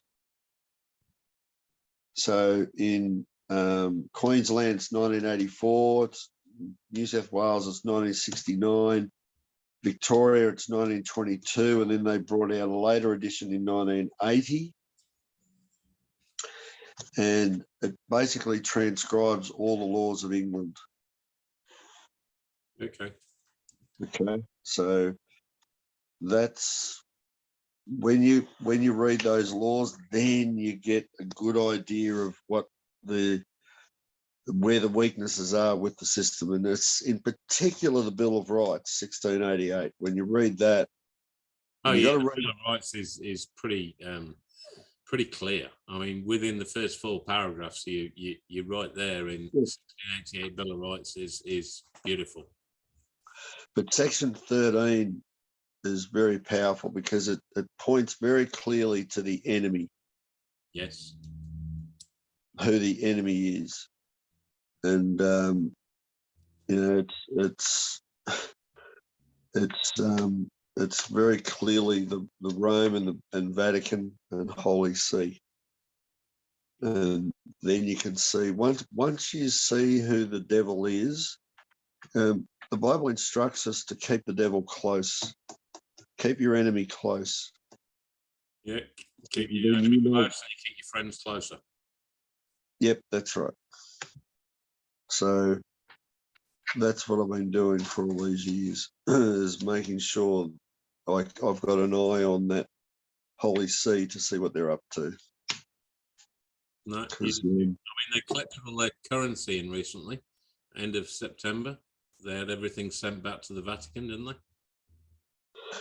yeah, but in order to keep an eye on what they're doing, you've got to go to the unidroit.org website. Okay. And when you read each of the articles on that website, the latest and the biggest article is on digital. And you'll find that's the hub of all this digital push, regardless of whether it's currency or identification. It comes from that website. Okay, Unidroid. Okay. So unidroit.org. Funny you should say that, because we just sent some letters off for Tanya in regard to, she had the limited business registered under her name, and she had a letter from her accountant to say that it needs to go under the digital ID, and it wasn't sent to her directly, so it was done very indirectly. And she decided, because of what her knowledge, she decided to search it a little bit and searched on the internet sites about this digital ID, and it was really bad. The information there is really bad, and it's not named to her. So we've sent a letter to say, you know, basically not interested. We're closing, this closed business was closed, XYZ. You know, we've only used it for a trading business for the foundation, because we struggled to get a card machine for the foundation because of the banking system. And we've actually decided to throw away the PayPal account and just go for direct transfers because of the hassle of the ID and the digital ID that they're trying to push upon us, which has been quite interesting. We'll see what reply we get from them, but the websites, I mean, Tan wants to talk about it. Tanya, you still there? Is Tanya in the room or not? No, she's gone. She must have dropped off. I use Square for credit card payments if you want to invoice people that way. We've tried. You've got a limit on Square. There's a certain limit on it, which makes it very difficult for us. We'd need like 4 accounts, I think, to make it right for Square. Fair enough. The volume of turnover within Square is quite limited. It's fine for someone that's let's say a market trader that's working once a week, but someone that's doing the volume we're doing, it doesn't quite work. We can't get a machine through them without an ABN. They have a premium membership now, so maybe that's changed things. I don't know. I will certainly look again. I'll make a note to have a look at Square. But as I say, we tried in the past, and it's to be honest, we're such a loving, giving business that, you know, we can let people go out the door with stock and they still pay for it. So I'm quite happy with that. We've not been let down on many occasions, once or twice in the last couple of years. So you just have to take that as it comes. That's just theft from your store. Yeah. We're up to 9:15. Has anybody got any questions for Darryl? I haven't got Dave to answer me yet, so we might not get an update from the UK. I was hoping for a quick update from the UK because he's been playing with debt collectors and all sorts of stuff with his crowd of people in the UK. Dave Witchy, he hasn't replied to me, unfortunately, so I'm guessing he's busy on a plumbing job, as he's the second best plumber in Kent. So I've got 2 plumbers on tonight. What am I like? Hey, I'm a plumber too. You're a plumber too? I thought you drove trucks. Yeah, that's my trade. That's the trade I got to fall back on. Just never needed to fall back on it. That's fair. It's just something that keeps coming up is that the word law keeps being used when it's really the word act should be used. They've got to get a solid grasp of the acts because it's nothing to do with the law, right? And an act is under a PMA, is it not? Not under the law. It's all acts and statutes, which is not related to the man and woman. It's only related to the person. Yeah. Yeah. Using the phrase "ignorance of the law is no excuse." Well, it's not. Well, that's international law. It's something we should all know. But as far as statutes and stuff, and it's not a criticism. It's just about using correct terminology again. Because if you're using the wrong words to describe something, then you're not really describing what you think you are. Yeah, I mean, if you look at the original Magna Carta, it was a charter. So I struggle with the Magna Carta because you got to remember that, was it King John? Which king was it? King John.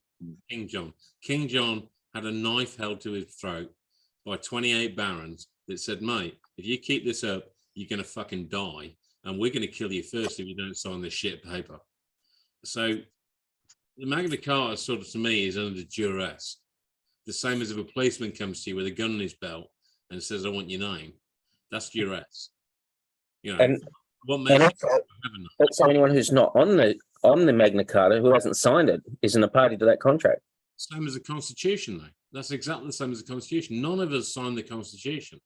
The people that signed the Constitution and agreed to the Constitution are not here now. They're all dead.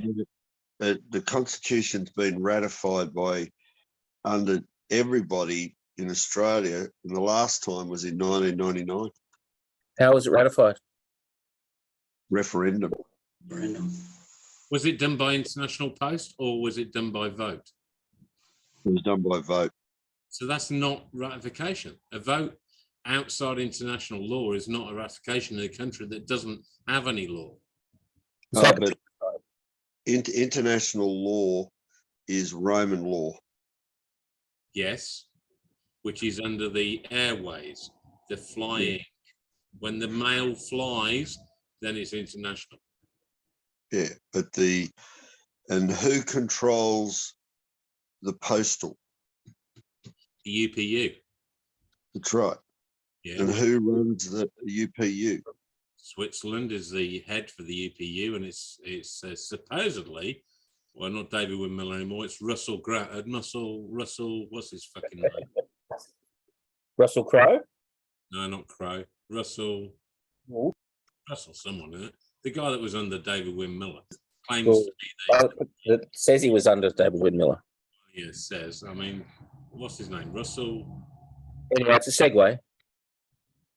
He may ride a Segway. Brand.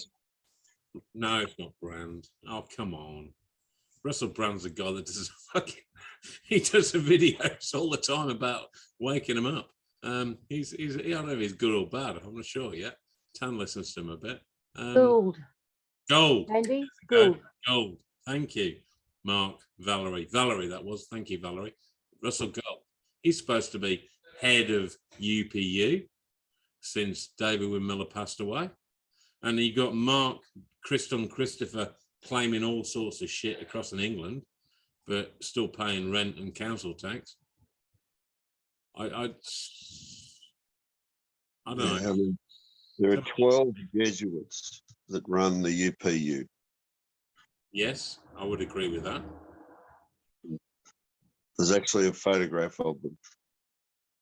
I was silly enough to get a photograph done. So the Universal Postal Union own all of the defence forces around the world. They own the US, they own the Australian, they own all of the armies, all of the navies and all of the air forces.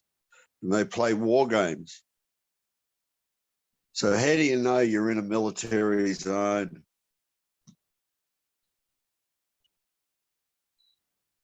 If you've got a postcode. That's right. So 3401 is a postcode, hence why I always put it in square brackets off the page. Yeah. Four corner rule. That's right. So it's very insidious. And I they also actually sent. I'll give you an example. I sent a letter to my dad, which was a birthday card and a letter on the 6th. I sent it probably start of October, so it got to him on the 16th of October. He didn't receive it until January because I put his postcode is LL228HD. All right, and I put LL and I wrote 22. I wrote the number 8 and then put HD. Yeah, and it didn't get to him for bloody 7 months. I didn't put the postcode on it because I wrote it in words instead of in letters, and it didn't go through the UK system, and it sat somewhere, God knows when. He rang me in February and said, "Thank you for the birthday card," which I sent to him in October. It's fucking hilarious. The AI is not that intelligent. Oh, it's not very intelligent. So now I just put it in square brackets, so it takes it off the page. So I'm not sending it to a military address. It's a crazy world we live in. Oh, mate, it's just ridiculous. It really is, Darryl. I mean, thank you very much for joining us tonight. You've given us a massive amount of information, and I'm sure that you'll get a few more people tuning into your radio show on Tuesday night, and hopefully you'll give us some more golden nuggets there, and hopefully you'll join us again on another night. No worries at all, guys. That would be beautiful. That would be beautiful. Any questions? Please stick your hands up. Let's run through some questions. I'm sure there'll be some there. Oh, Debbie's dropped out. She wants to come back in again. Hold on. Let me just let her back in. She might have a question. Anybody got hands up? Come on. Dave, Benny, Neil, Paul.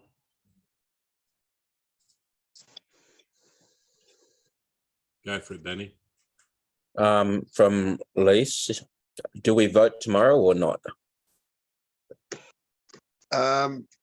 If you don't vote, you're going to get a fine. And if you're going to get a fine, be prepared to go to court or pay it. And if you're going to go to court, be prepared to put it right up them. So otherwise, I would vote. And I would vote just to make sure that the Libs and Labor don't get the primary vote. So we've got, until we've gone through this election in the state, I don't know, I can't see anything how they can rig it, but we will learn more in the next 48 hours. Yeah, But you've got to be prepared. If you're not going to vote, you got to be prepared not to vote, and that means knowledge. So over the past 3 or 4 weeks on the radio show, I've spoken about how to do that lawfully. There are a number of ways of doing it, and if you're going to challenge them in the courts, then you got to know how to do that as well. I mean, I haven't voted for a couple of years here, and I've missed votes in the previous. I didn't even get registered vote till I got citizenship, would you believe? That was quite funny. So that was the first 4 years I didn't vote. So I haven't done a lot of voting in Australia, and to be honest, I never voted in the UK because I just felt it was always pre-written, if you know what I mean. So that's the way it goes. We've got a few questions. Debbie, you've got a question. If you'd like to unmute yourself, and I'll just drop your hand down.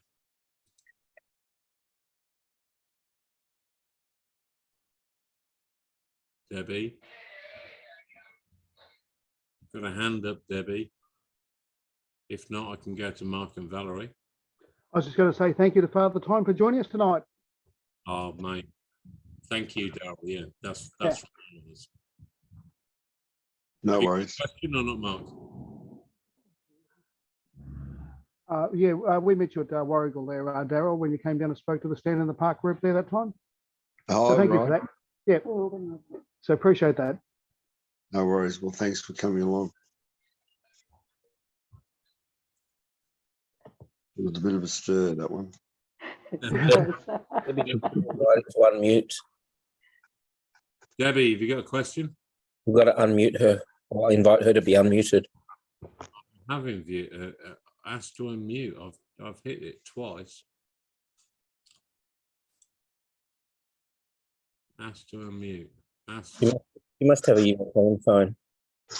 Everybody can unmute themselves anyway. So, Yeah, not seems to be working. Sandra Fay. Yes, just back to that question again with regards to the voting. Is anyone familiar with the Karen Brewer method that she recommended last time round with regards to crossing out every single name and writing, I've got it written somewhere, but something along the lines of none of these people represent my will, or I've heard that before. You've heard that before, yeah. No representative follows my will. Yeah, yeah. You can also write number one for the party you'd like to vote, and number 2 for everybody else. Okay. Okay. But I returned. I didn't vote, and I got sent a notice, and I returned it to sender, and that was close to 18 years ago. Wow. Yeah. And you heard nothing back? No. I've never had a no voting slip come through at all, ever. Tanya has for the last election. I never got one. Somebody else got one that I know that didn't vote.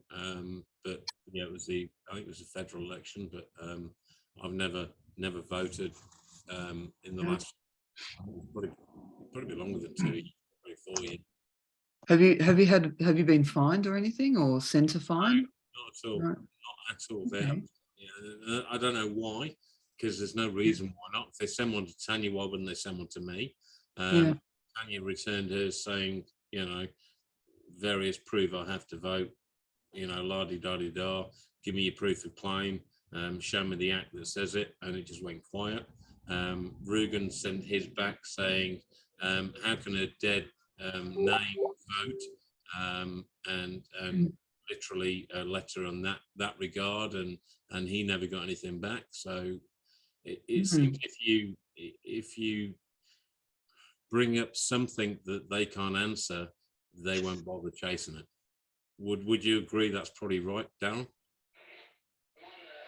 Yeah, although I'm of the opinion that while we leave it up to the sheep to vote, we're going to get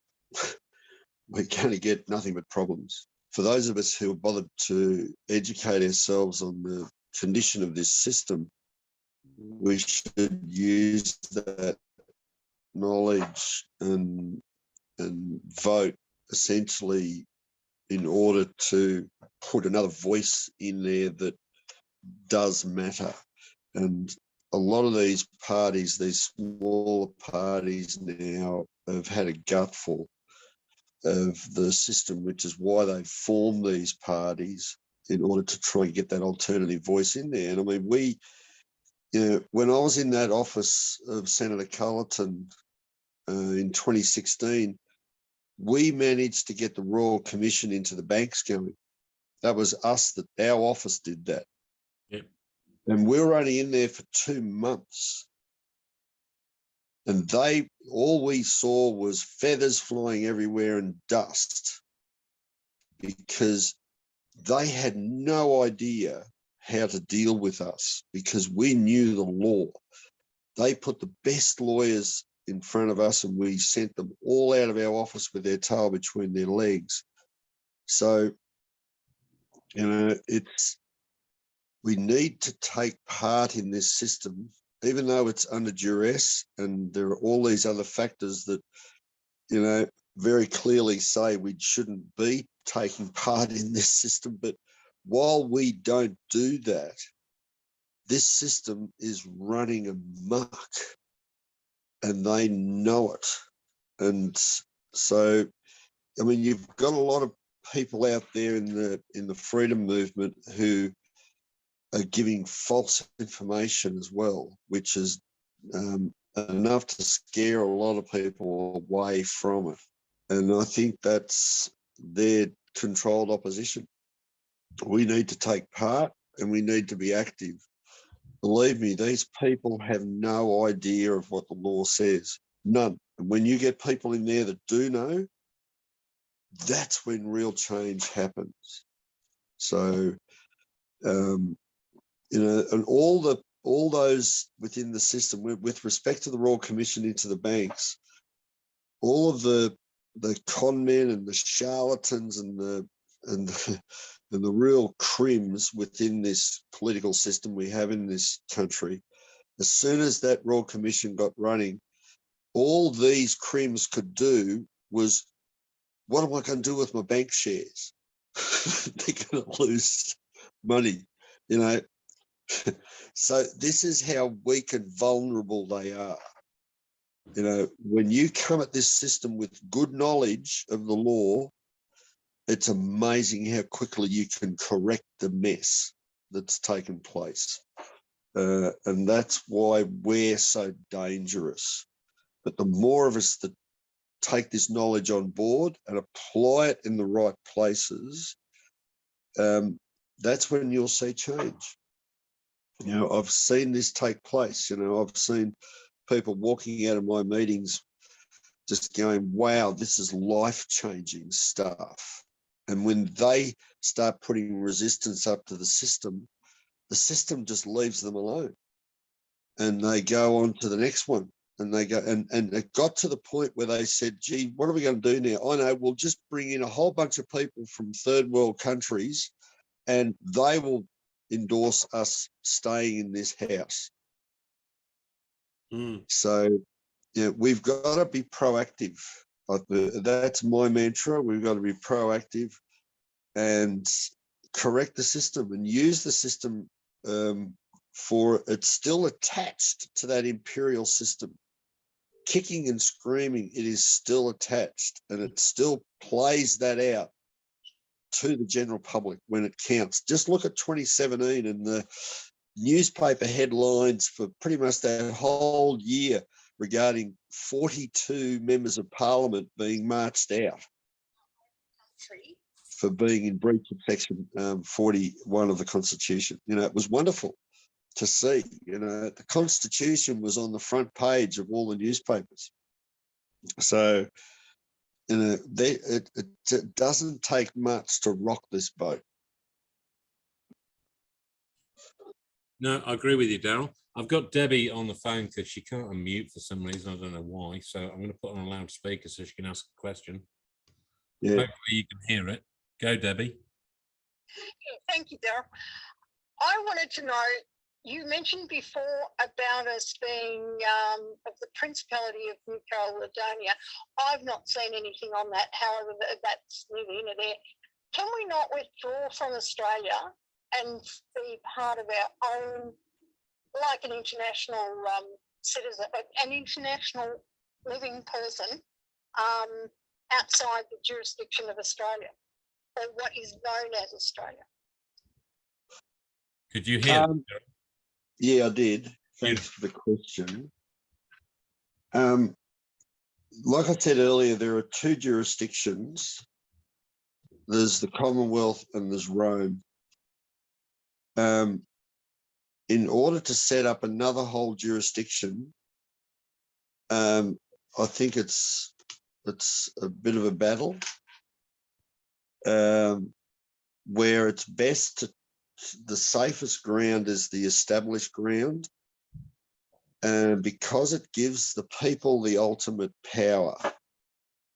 And one of the things that Federation achieved that had never been achieved before in the Commonwealth was the referendum. And in fact, the proof of it never being tried before was the fact that it took England until 1918 to implement referendum into their legislation. So, and they used that to step into the European Union. And they also used it to get out of the European Union. So when you use the imperial laws in your favour, you'll find that that is the safety ground.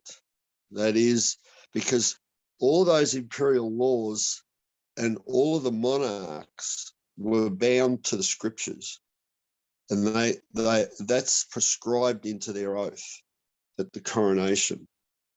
So that's been our safety net, and all we need to do is to step back into that zone, re-enliven it, and that way we can bring all of those basic rights and freedoms and enhance it with the power of the people's voice through referendum, which is still yet to be fully tested. And this is what I believe the referendum is so powerful. So, it's tested here in Australia. There's been 48 odd referendums, of which only 6 have had a yes. But we need to educate people in order to be more knowledgeable when it comes to a referendum. And not only that, we need people to be aware of how to communicate with their representative, which we also haven't done. So it's, we've, rather than throw the baby out with the bathwater and start again, let's take a system that's already been tried and true, and it's still written into law here in Australia, and just throw it back in their faces and grab hold of it and work it the way it should have been worked from the beginning. Debbie's got a bit more to ask. I'm going to put it back to the thing. Hopefully you can hear it.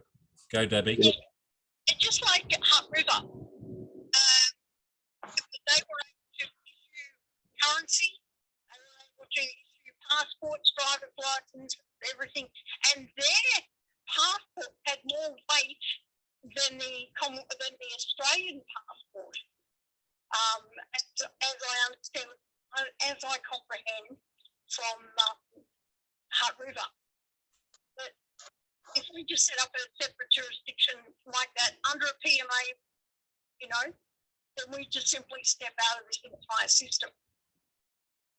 Yeah, but you got to step out into something rather than start again. And one of the biggest problems is when people try to do that, they look to the international arena. And that's where the problem started. That international arena was set up deliberately to entrap people who start walking this path of trying to break away from this Roman system. So that's why we're urging people to, when you step away, step back into the system that you've inherited and this country inherited, because the real freedoms lie within that system. And they've been diligently hiding all of those laws from us for especially the last 50 years. But we've been uncovering them and saying, hey, guess what? Come back here, because this is where the safety lies and this is where your voice lies.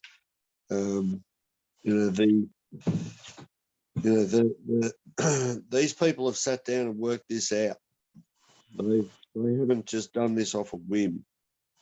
And if we don't take back banking, we're just totally strangled. No matter what we do, they can buy anyone, they can do anything because they hold the cash flow and we don't.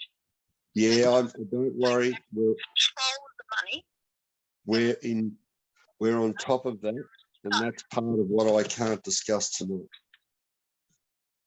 So you're talking about potentially there's an option for another monetary system. Yeah, it's already in place. Well, it has to be, because that's the thing that they use to actually strangle us all. That's right. That's right. When they can print them and make inflation happen tomorrow. That's right. That's their weakness. Their reserve currency is their weakness, and it's collapsing as we speak. Yeah, absolutely. But we've already this is part of the committee's job that I've put in front of them, is to start communicating with that other system of currency. So, Does that sort of answer your question, Debbie, or do you got something else? And but who owns or controls that other currency? Is it we the people?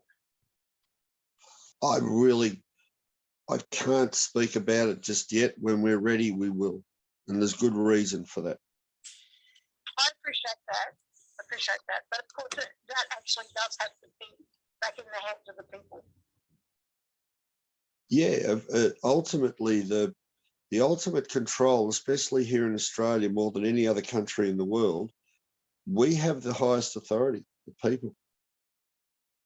It's inscribed in the law, and it doesn't appear anywhere else. That's inscribed because it says we're Crown, or are you seeing it somewhere else? Oh, it's prescribed in the preamble. It's in the first 3 words. We the people.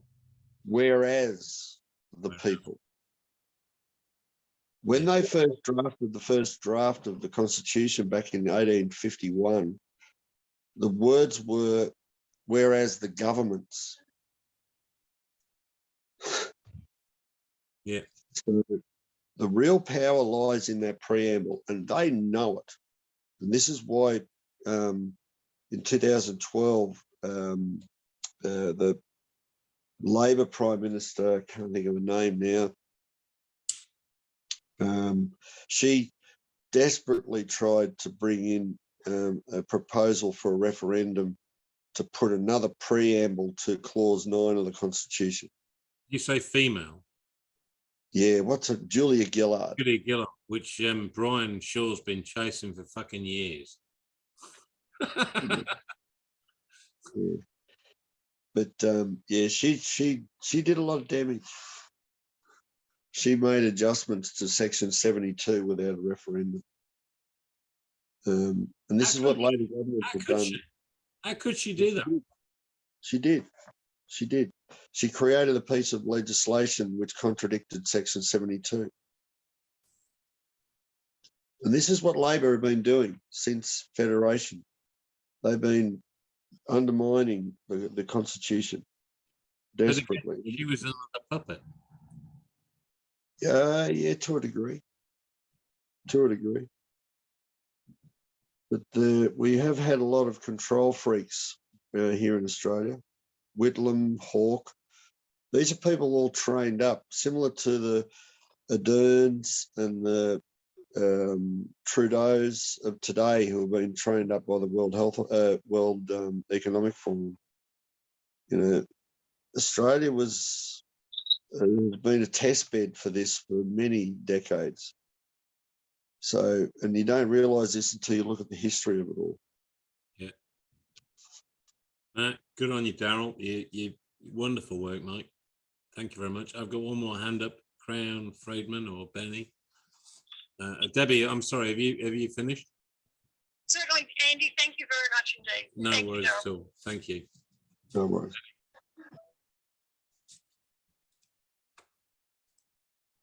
Pretty good. Excellent. Yeah, so I guess we've seen a lot of what you're saying and haven't seen amazing results. And I'm not saying that it can't happen, because you're at the helm and it's anything is possible. I'm guessing that, you know, getting the support you need to fulfill the task that you want to do is really important. And people who are going down that track need to get behind it. And with multiple people going down multiple tracks, we can sort of keep the attack wide. Now, one of the things that sort of keeps coming up is that withdrawing from the system can also take the power away. I'm not sure if we're going to have enough people withdrawing from the system, but we've seen those who have withdrawn from the system being left alone and becoming empowered, and teaching people how to withdraw from the system has been really successful.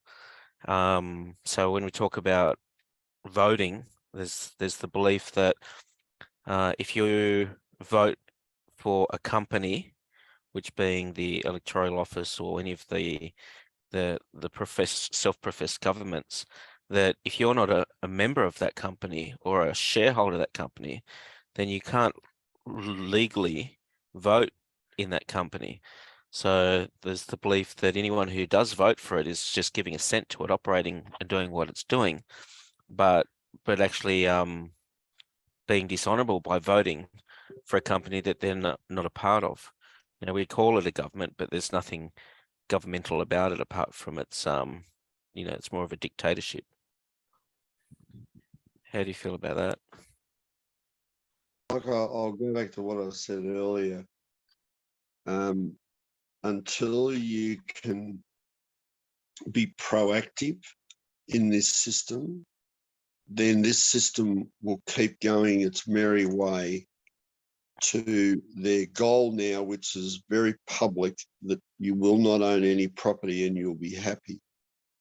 And that's only applicable to those who survive. But if you follow the path of being proactive, you will find it's very powerful, and you can make changes. In other words, start, regardless of who that representative is and what party banner they stand under. When you start communicating with your local members, state and federal, and pointing out the weaknesses in their statutes and making them aware of where their obligations lie, and the more of us that do that, we've seen the changes and the differences that makes. Can you give So, some big examples of that? well, especially over the past, well, like I said, the earlier example was when we created the Royal Commission into the banks. But the Royal Commission is just an agency that makes suggestions. They don't do any. They don't put anyone in. They don't prosecute. Well, no, anybody. there were ramifications from that Royal Commission, and unfortunately, we weren't able to finish what we started. If we had been able to finish what we started, we wouldn't be having this conversation today. There would be a completely different system in place. That's how powerful what we were doing is. And that's because we chose to stand up to this system using its own rules. Why weren't you able to finish it? Because they, Cullerton didn't listen, and they used and Cullerton was not the perfect platform to get into that parliament. He carried baggage with him, and rather than us concentrating on the job at task, we found ourselves trying to get Cullerton out of the shit that he'd put himself in through his behaviour before he became public knowledge. So, the more of us that step up and like the 75 candidates that are standing for the Freedom Party, they've decided to turn around and go, yep, we're going to fix this bloody system no matter how broken it is, and give it a go. And they've achieved something that no other political parties achieved in the history of this country. To be able to turn around and go from 0 to 75 candidates registered within the system in a matter of months, that's huge. And the more of us that concentrate on doing that and becoming knowledgeable of what their statutes say, regardless of whether it relates to the living or the dead, it doesn't matter. That's part of this distraction that they've put in place in order to keep us from attacking them at their heart. So do you think that preferential voting will allow that to actually come to fruition anyway? Let's see what happens in Victoria, in the state elections, more so than the federal election. What we've got to do, I found the weakness within the federal law, and that was section 274 2B of the Commonwealth Electoral Act. And I've been encouraging people through the radio show to start communicating with your federal members of parliament and say, please have this law repealed immediately, because it will not stand the proper test of a law. Once you get that out there, and more of us that do that. Are you referring that to an act? of the Commonwealth Electoral Act. So that's an act as opposed to a law? It's considered by the system as a law. Okay. So what do we do? Because it's labelled an act, do we just ignore it? And then what happens? By you ignoring it and sitting on the fence, is that the right thing to do? It is an act. Is an act not part of a PMA's enforcement on the people that give it power? It's public policy. Oh, 100%. But is that achieving? Is that helping the system? What we're doing is essentially watching Rome burn to the ground, and yet you're going, well, yeah, but there's this, it's not this or it's not that. Is that good enough? I've just proven in 2 months of sitting in that parliament of causing an enormous problems for the system. And we targeted the heart of the problem, which was the banks. Yeah. And they were reeling from that. They were, if you kept an eye on that Royal Commission, they were scared. And we laid charges against the CEO of the ANZ Bank. This is within the Victorian Act. It states that they have to return the original document for them to be valid to make a claim. So that's your mortgage document. We have put that to a solicitor like 2 years ago. I haven't paid mortgage for 4 years. They haven't come and claimed anything. They haven't come and done anything. It's just stayed in backwards and forwards, the odd letter from a solicitor. And they won't even put their name on the document. 4 years of not paying a mortgage of $2,000 a month. Yeah. And they've got nothing. They've got absolutely nothing because they cannot return the original document because they've sold it. Yeah. But how has that helped the system to be corrected? Well, it helps the system if everybody else takes the same stance, because we know the banks are corrupt, and we start working in our own community under the 1688 Bill of Rights, and we claim our 15 miles in a circle from where we are, and someone else does the same somewhere else, and you get 22 people together and you get a JP, as it says under the Bill of Rights 1688, and you start moving away from that fucking bullshit system where you've got them controlling you, and you start making your own claims on your own Quesque v Trust through the Vatican as a separate state. But then how does that help the average punter out there that has no knowledge of it? You're never going to help the average Joe Bloggs that wants to be a ward of the state, that wants to claim his $700 per fucking fortnight and live on it. You're never going to help him. You're never, ever going to help that bloke. He's never going to listen. What we've proven is contrary to that. We've stood up and gone, hang on, are you aware of A, B, C, and D? And they just go, no, I had no idea. What can I do about it? And especially the last 2.5 years, shit, I've lost my job. I've been forced to take on this poison. And now I hear that they couldn't do any of that. Not even their own statutes allowed them to do any of that. Unfortunately, and God bless all of them that have done it, and very sorry for them. Those that have took that snake poison are not going to be here in the near future. Well, that's there are in fact a huge group of people who are working on cures for that. But the thing is, what that's done is it's scared enough people to go, shit, I have clearly been led down the garden path and I have had no idea, and I've been far too complacent, and it's now time to be proactive and what can I do? And that's what we're finding the majority of people are saying, what can I do in order to combat this system? And we've got marked on the board.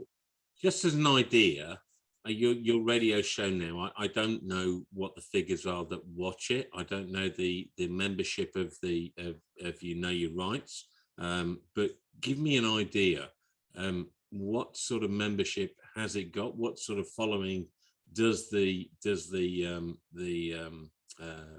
recording have listened to? Do you get records of that or not? Oh, that's I know it can be up around 10 to 12,000. So we're talking such a small percentage of the 5 whatever million it is in Victoria. Yeah. Which is really unfortunate. But how many people knew about the Royal Commission into the bank? I knew it happened, and I watched it and took note and searched legislation and started my own battle. So we managed to get that message out to over 25 million people. I don't know how many of those are trying what I've done, but I'm finding, you know, at the end of the day, the whole system, as soon as they took the gold away from our system in 33, they fucked up. Oh, for sure. But they can't just produce currency from nothing. And that's what they're doing. That's right. But how do you stop that? Do you let it happen? Do you let it keep happening? Or do you try and get in there and make changes and bring it back to the commodity-based system? I don't know. I mean, the corruption is so big, and it's from not in Australia. You've got to remember that most of those puppets that are sitting in seats that make decisions are being controlled by somebody.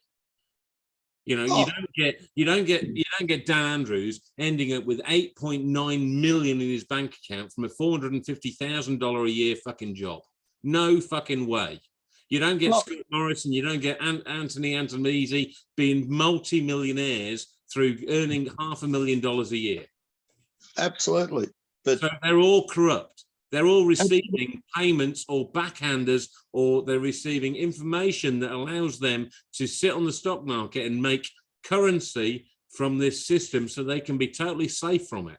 So they can just go to a fucking island and live what they want. But they're only doing that because the rest of us are doing nothing about it. Not the rest of, no, you're doing something. I'm doing something. There's plenty of people doing things, but we're in such small numbers. I just wonder how we grow what we're doing. I mean, you know, I have a small group, mate, of people that I love, that I know personally. You've joined us. I thank you so much for giving us your wealth of knowledge. You are so beautiful for that. Thank you. But I just don't see an out for everybody. I see an out for people that want to make an effort. Yep, and that's what the system is about. It's there for people who want to make the effort, and for those that don't, well, their karma's coming, and this is the way the whole system is designed to work, and this is how nature works. If you don't take part in the community, it doesn't matter whether you're involved in an ant community, a beehive, or what life force that you're part of, you've got to be part of that whole show in order for it to work for yourself and for others. And this is what the human race is failing to do.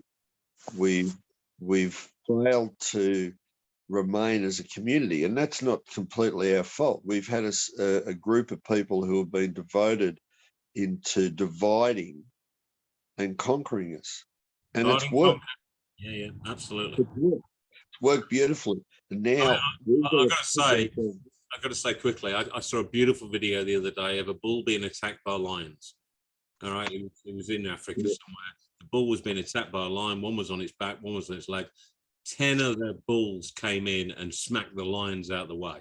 And it was so beautiful to see it. And that's what I see we are. We come back and help each other and learn and move forward. And what you've done for us tonight is probably given us a massive amount of information. And I'll share this to the rest of the group that are here. But, you know, your information is absolutely golden, Darryl. Thank you for what you've done. Well, we're still doing it. Oh, good. So we're moving forward and we'll keep moving forward. So that's our determination, I guess. You know, but it just grows, that the numbers grow, and we pick ourselves up and we learn from our mistakes of the past and we move on. And Could that's, Darryl, would you come along to one of our Monday night Crown meetings and have a listen in? Hey, Dave, stop nicking my clients.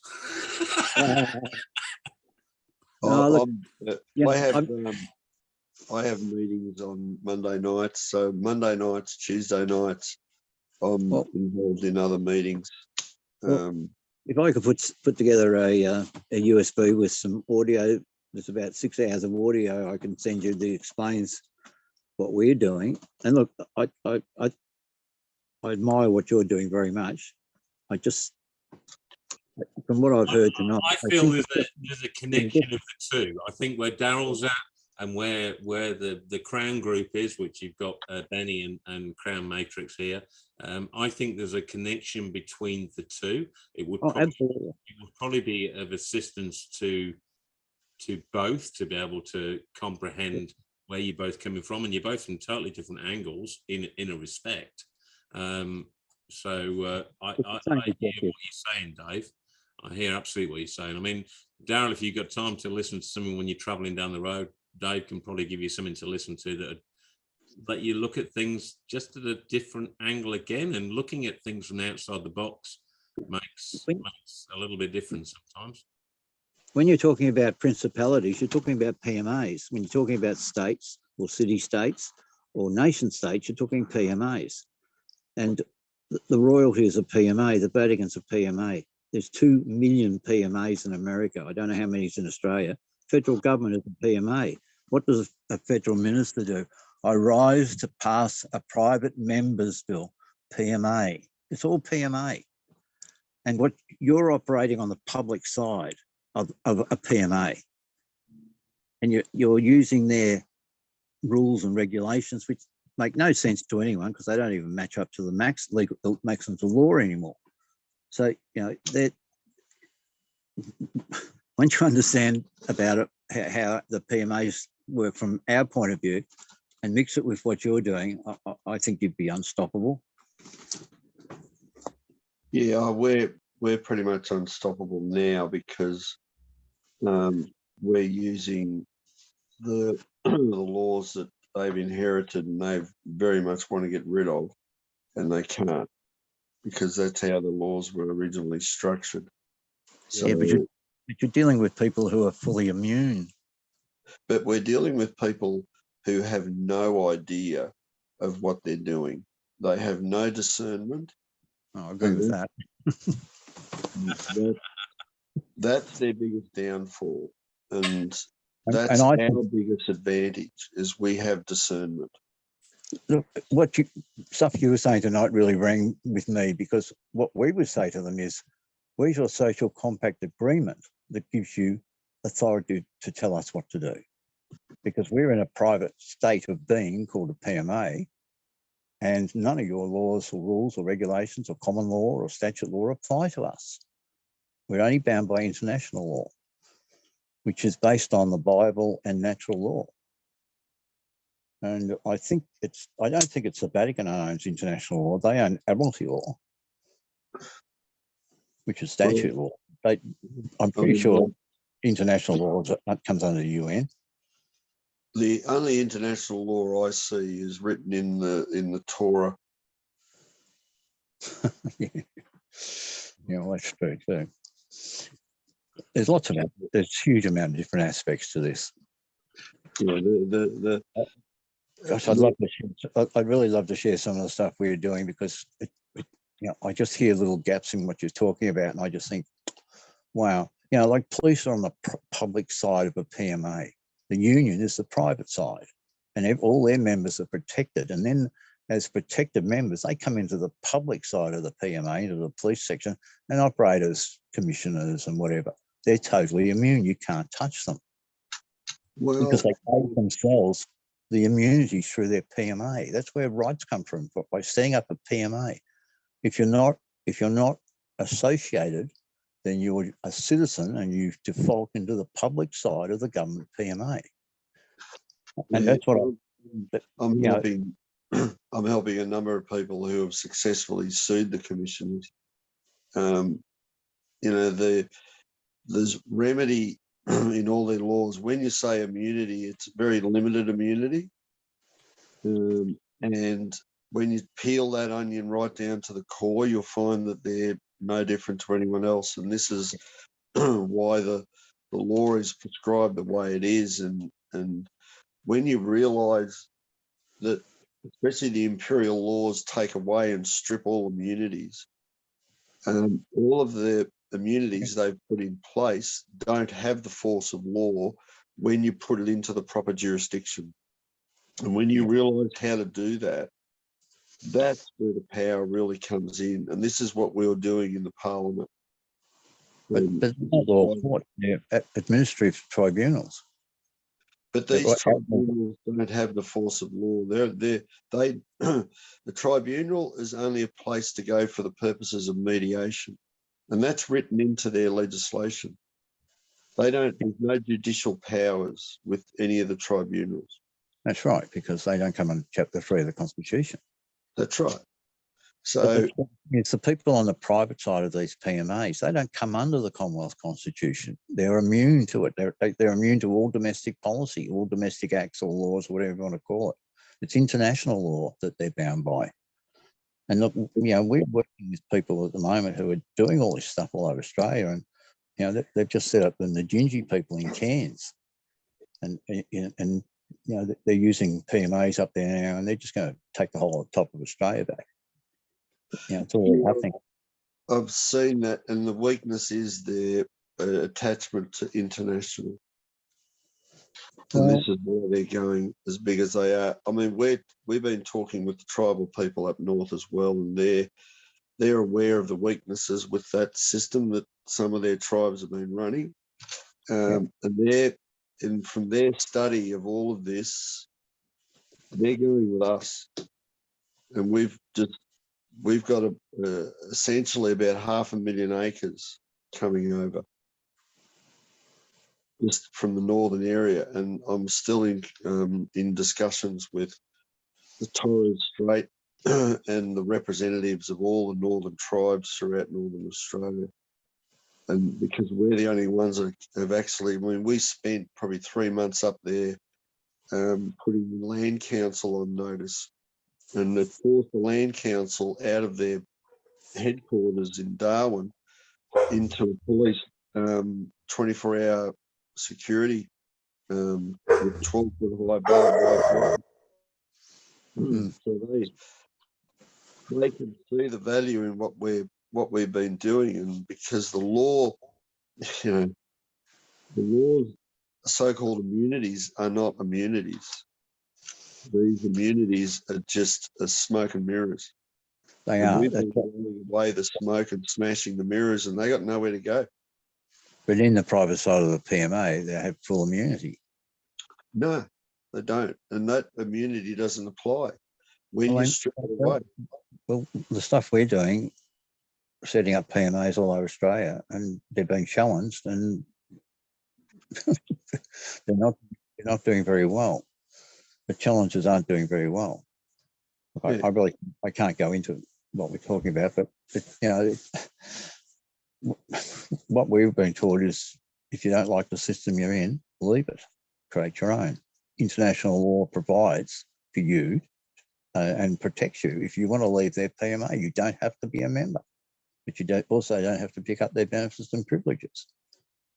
Oh, yeah, true. But what we do is we don't pick up their benefits and privileges, but we go in there and challenge what they're doing in the on the cold hard face of what they're doing, and we have an impact. And it didn't take much to put the whole system on notice. And we proved that in 2016.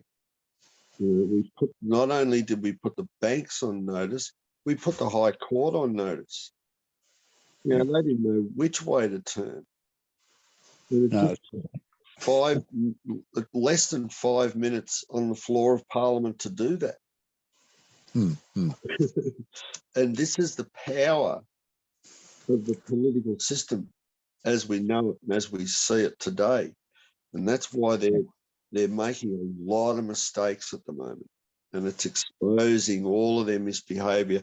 And we then go back and we make those who are representing us knowledgeable. And we turn them against their own system. And it has been working. But not enough of us are doing this. This is the problem. We've been doing it for 2.5 years. Yeah, like we've been doing this shit for years. And, they take notice of us. They really do. And once these people get into power, once the ego trips settle itself down, we then step in and say, hey, guess what? We spell out the law to them and they just go, oh, shit. Right, now do it properly. And we're getting a lot of, like their barristers come to us. I'm a plumber by trade, and yet I get lawyers come to me when they're in the shit. And, we fix their problem and they go back a lot more knowledgeable, and they then go back to the library and start studying because they realise they've just been fed a whole pack of lies all through their degree and through their whole career as a lawyer. But those of us who are sort of willing to buckle down and do a bit of study and learn the system, it's got benefits. It really has, and it's just wonderful to watch when people take up this banner and they throw it back in the face of the system. And I mean, when the system retaliates in a stupid way, it just gets tenfold worse for them. And I've got 2 cases running at the moment where the commissioner's being sued for potentially millions of dollars, and they got nowhere to go. They've made that many mistakes, and the press is starting to take notice. It's wonderful to watch this system slowly collapse, and it's only because people have stood up and gone, bugger this, let's just see what they can and what they can't do within their own system. But isn't that what global reset is? 2030 is when the user truck finishes, so their whole system collapses then anyway. Yeah, but they're doing it under their rules. We're doing it under the laws that we've inherited and that are applied as long as those laws have been applied following proper due process. And then when they haven't, we use the process of law to expose that. Like we've just gone through a 3.5-year trial in the county court in Victoria relating to taxation and the Deputy Commissioner of Taxation. The Deputy Commissioner has gone through 6 law firms. 6. They can't answer any of the questions. The court can't move forward. They just misbehave all the way through, trying to shore up their pack of lies. And when you expose that pack of lies to the light of day, watch the feathers and the dust fly everywhere.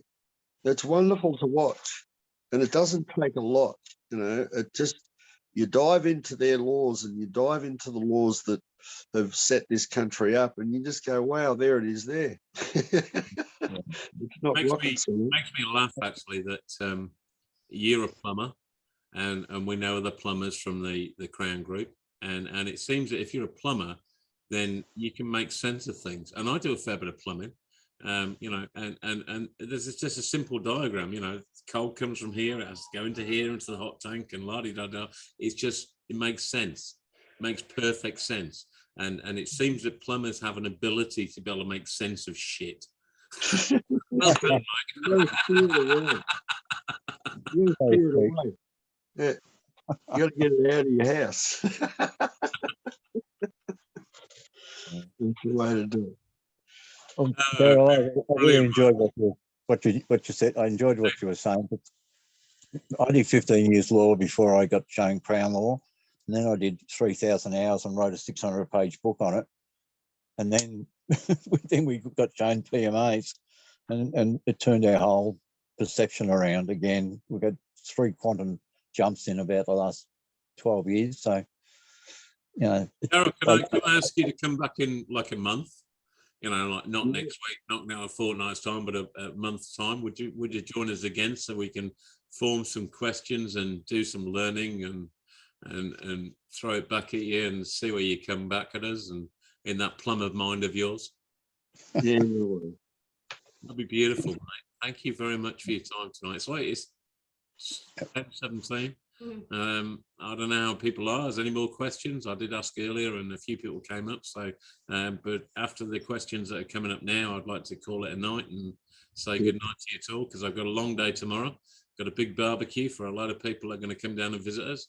We're going to build some more weather bazookas and have a bit of a play for Mr. Mazzy over there, so we can get directed on how to stop this nasty 1967 weather act that Victoria's putting upon us, trying to starve us all. We can see it in our own fields, water in the side of our roads blocked off. You know, we know we're at war with these people, so we're trying our best to combat it in our own little way. And we're doing pretty well, actually. We keep knocking 40 odd mil off our suggested rainfall, but we're still pretty wet. So he's doing a good job. Are you going to do a how-to video tomorrow?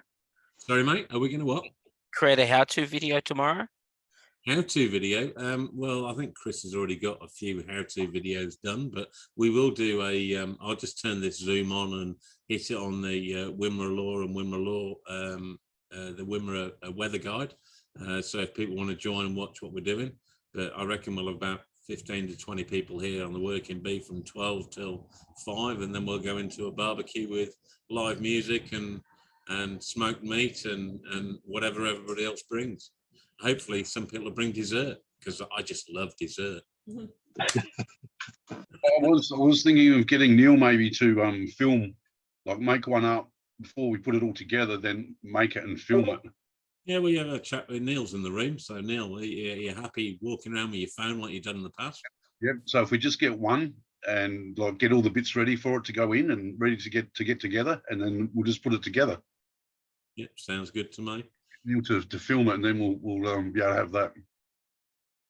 So I don't know if you know Darryl, but we've joined up with Chris. I've known Chris for probably 4 or 5 years through common law groups. He's across in SA, and he's been following Constable's work. What's his first name? Trevor Constable. And there's another couple, which basically is Aether, which is AETHER, which basically takes the power out of the clouds when they charge them with their Doppler radars and HARP units, and cause lows to bring the wet up from the highs that they drop the lows in front of them from WA, actually producing the lows in upper WA and then dropping them down through WA into the Bight and causing the rain that we're getting in Victoria at the moment. And we're watching it weekly. Seriously, they're making a low on land, which is not physically possible technically in the real world, but can be done with Doppler radar and HARP. And they are managing to destruct and damage a lot of crops and cause massive mayhem in Victoria specifically, and they've done it all the way down the New South Wales and Queensland coast as well. So they're certainly at war with us at the moment in regard to our weather. It's not natural. If people remember the weather from pre-60s or thereabouts, they'd know the weather used to drift across Australia quite naturally. and it doesn't do that anymore. That's right. We got a battle on our hands. Yeah, we certainly have, and we're playing at all sorts of angles. But I'd really like to thank you for your input tonight. It's been absolutely wonderful. I'm looking forward to go and look at some of the little notes I've made here. So I shall be searching those through in the next few days, and maybe even give you a call or the odd text if you don't mind, and just helping these people comprehend things when they hit me with questions. I might pass them back to you, Darryl, and you know, hopefully you can give us a guide, and if you can join us in a month, I'd be much appreciated. No worries. Well, thank you very much for having me and the questions, and thank you very much. Unmute yourselves and say good night, guys and girls. Darryl, thank you so much. It was a very interesting talk. Thank you. Thank You you. can save the chat if you need to take anything from the chat. I'll put it onto. I can put the chat onto Wimmera Lore guide, or put a link. Thanks, Darryl. Thank you. Thanks, Yeah, Darryl. I did a quick search on traveling down to your place, and it says there may be COVID restrictions on the way down via Google Maps. Are you serious? Yeah. Nuts. Hey, Debbie. Pride of the crown. Debbie, Thank you. See ya. Thanks, everyone. Thanks for coming on. No worries, guys. Thanks for joining us. It's been beautiful. Been a really interesting night. Thanks, Andy. Yeah, no worries at all, mate. Absolute pleasure. See you all in a fortnight, but the ones that are coming to the barbecue tomorrow, see you tomorrow. Rock on. Bye. And we've got good meat. We've got beef, and we've got chicken, and we've got pulled pork. So I hope you bring something to come with it. Woohoo. And Darryl, it's like 340 k's up the road if you want to join us. It's called Pimpinio. There's only one in Australia. Pimpinio. This is a caravan place. All right, guys, I'm going to leave you to it. I'm going to call an end to it now if I can find the button.